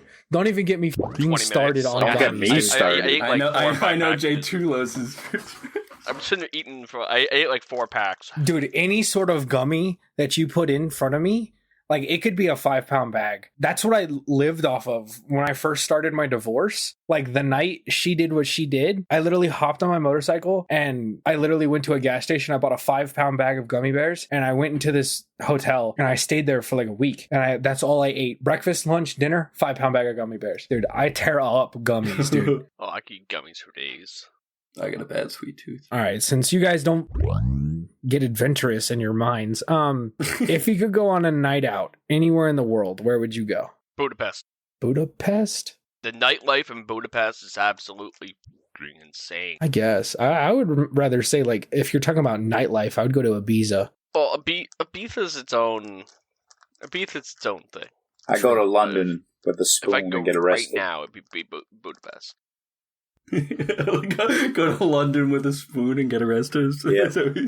Bro, if you go to Poland and burp, that's a good way to get arrested too. Yeah, that's the first thing our translator told us when we got deployed there. They were like, "Hey, so just so you know, if you go out on the town and you burp, we're not bailing you out of jail." Yep, it's a legitimate thing. We were told the exact same thing on our way when we were in Poland.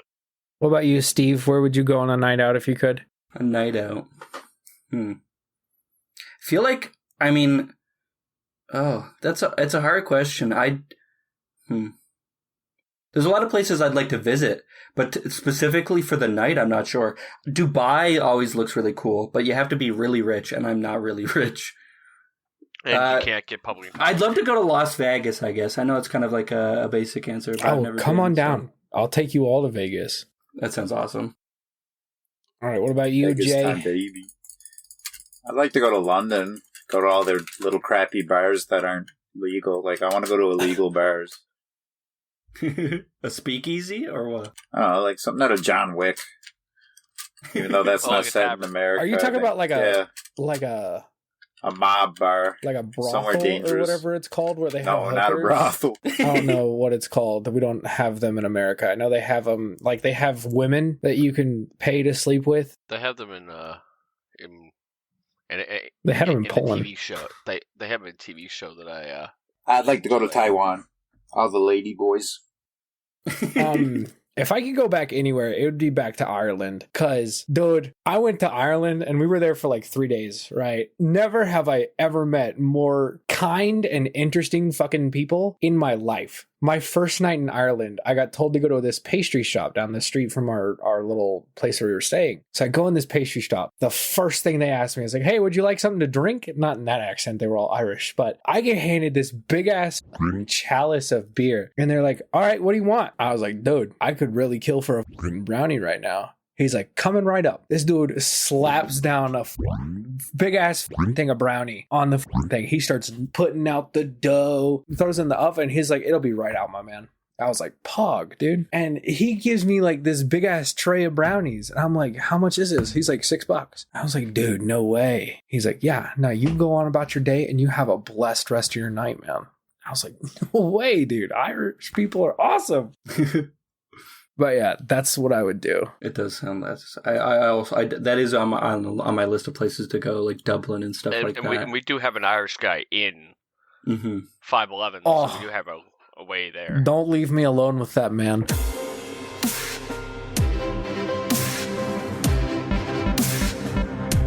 Happy November! This is your host, Alex Hopper, and welcome to Across the Circus.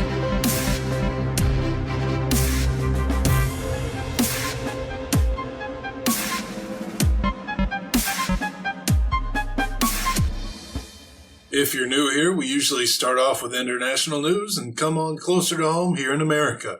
So let's get right into it.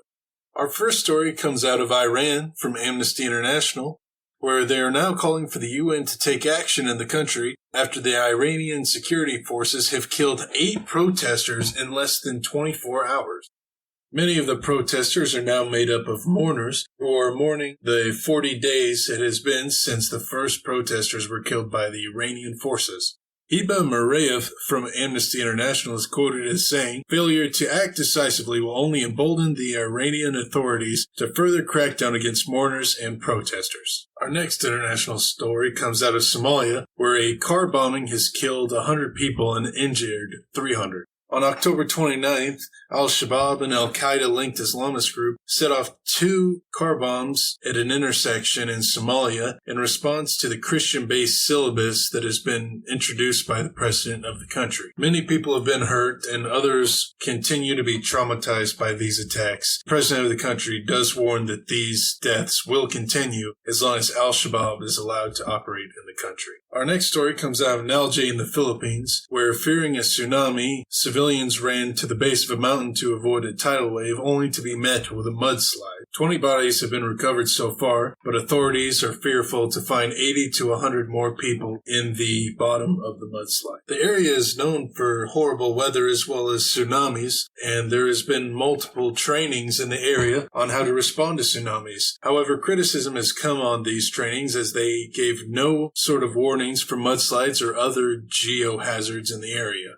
Our last international story comes out of South Korea, where in a Halloween celebration, 153 people were killed and 103 others injured in a crowd surge that happened Saturday night. Thousands of first responders have come to the scene to help those who were injured, as well as to extract the bodies of the 153 dead. Much cellular network help has also been provided by the country, and the president has been quoted as saying, "Last night, a tragedy and a disaster that should never have happened did happen in the middle of celebrating Halloween. As the president who bears the responsibilities for the lives and the safety of our people, I have a heavy heart and the sorrow is too much to bear." The U.S. Embassy became involved after 2 of the dead were confirmed to be U.S. citizens. And now for our news back home. Our first news from home this week is the buying of Twitter by Elon Musk. After acquiring the company, Musk fired both executives and has announced to have a meeting with a group of people to decide moderation going forward, stating that he's looking for people from both sides to be able to come together and decide what is appropriate for the platform. Our second news story from home this month is the conviction of Daryl E. Brooks and the homicide of 6 people and the injuring of 48 others, and the attack on the Christmas parade last year. The crime Daryl Brooks is convicted on is driving his red SUV through the Waukesha Christmas parade. Each homicide carries a mandatory life sentence, while each reckless endangerment carries a maximum sentence of 17 and a half years. Sentencing has yet to commence. Our last story from home this month is the attack of Nancy Pelosi's husband, Paul Pelosi. He is recovering in the hospital after having his home broken into and being attacked by an assailant with a hammer. Rand Paul, who was also attacked in his home by a political activist, reached out to give his condolences and wish Nancy Pelosi's husband well. He also called out Nancy Pelosi's daughter, who, whenever Rand Paul was attacked, sent out a tweet stating that his neighbor was right, cheering on his attack. Rand Paul was quoted tweeting, "No one deserves to be assaulted. Unlike Nancy Pelosi's daughter, who celebrated my assault, I condemn this attack and wish Mr. Pelosi a speedy recovery." Of course, only a coward goes to someone's home to settle political arguments. And that's it for this month's issue of Across the Circus. I've been your host, Alex Hopper. Stay safe, stay informed, and don't forget to turn the gas off before you go to bed.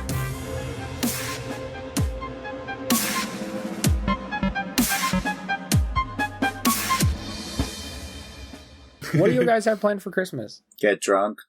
Make a fool of myself. I'm not. I'm forced to stay at work because I'm not working on Christmas, but like I was gonna being say, in the yeah. department that I'm in, I'm not allowed Oh, to. yeah. I have no replacement if I take time off.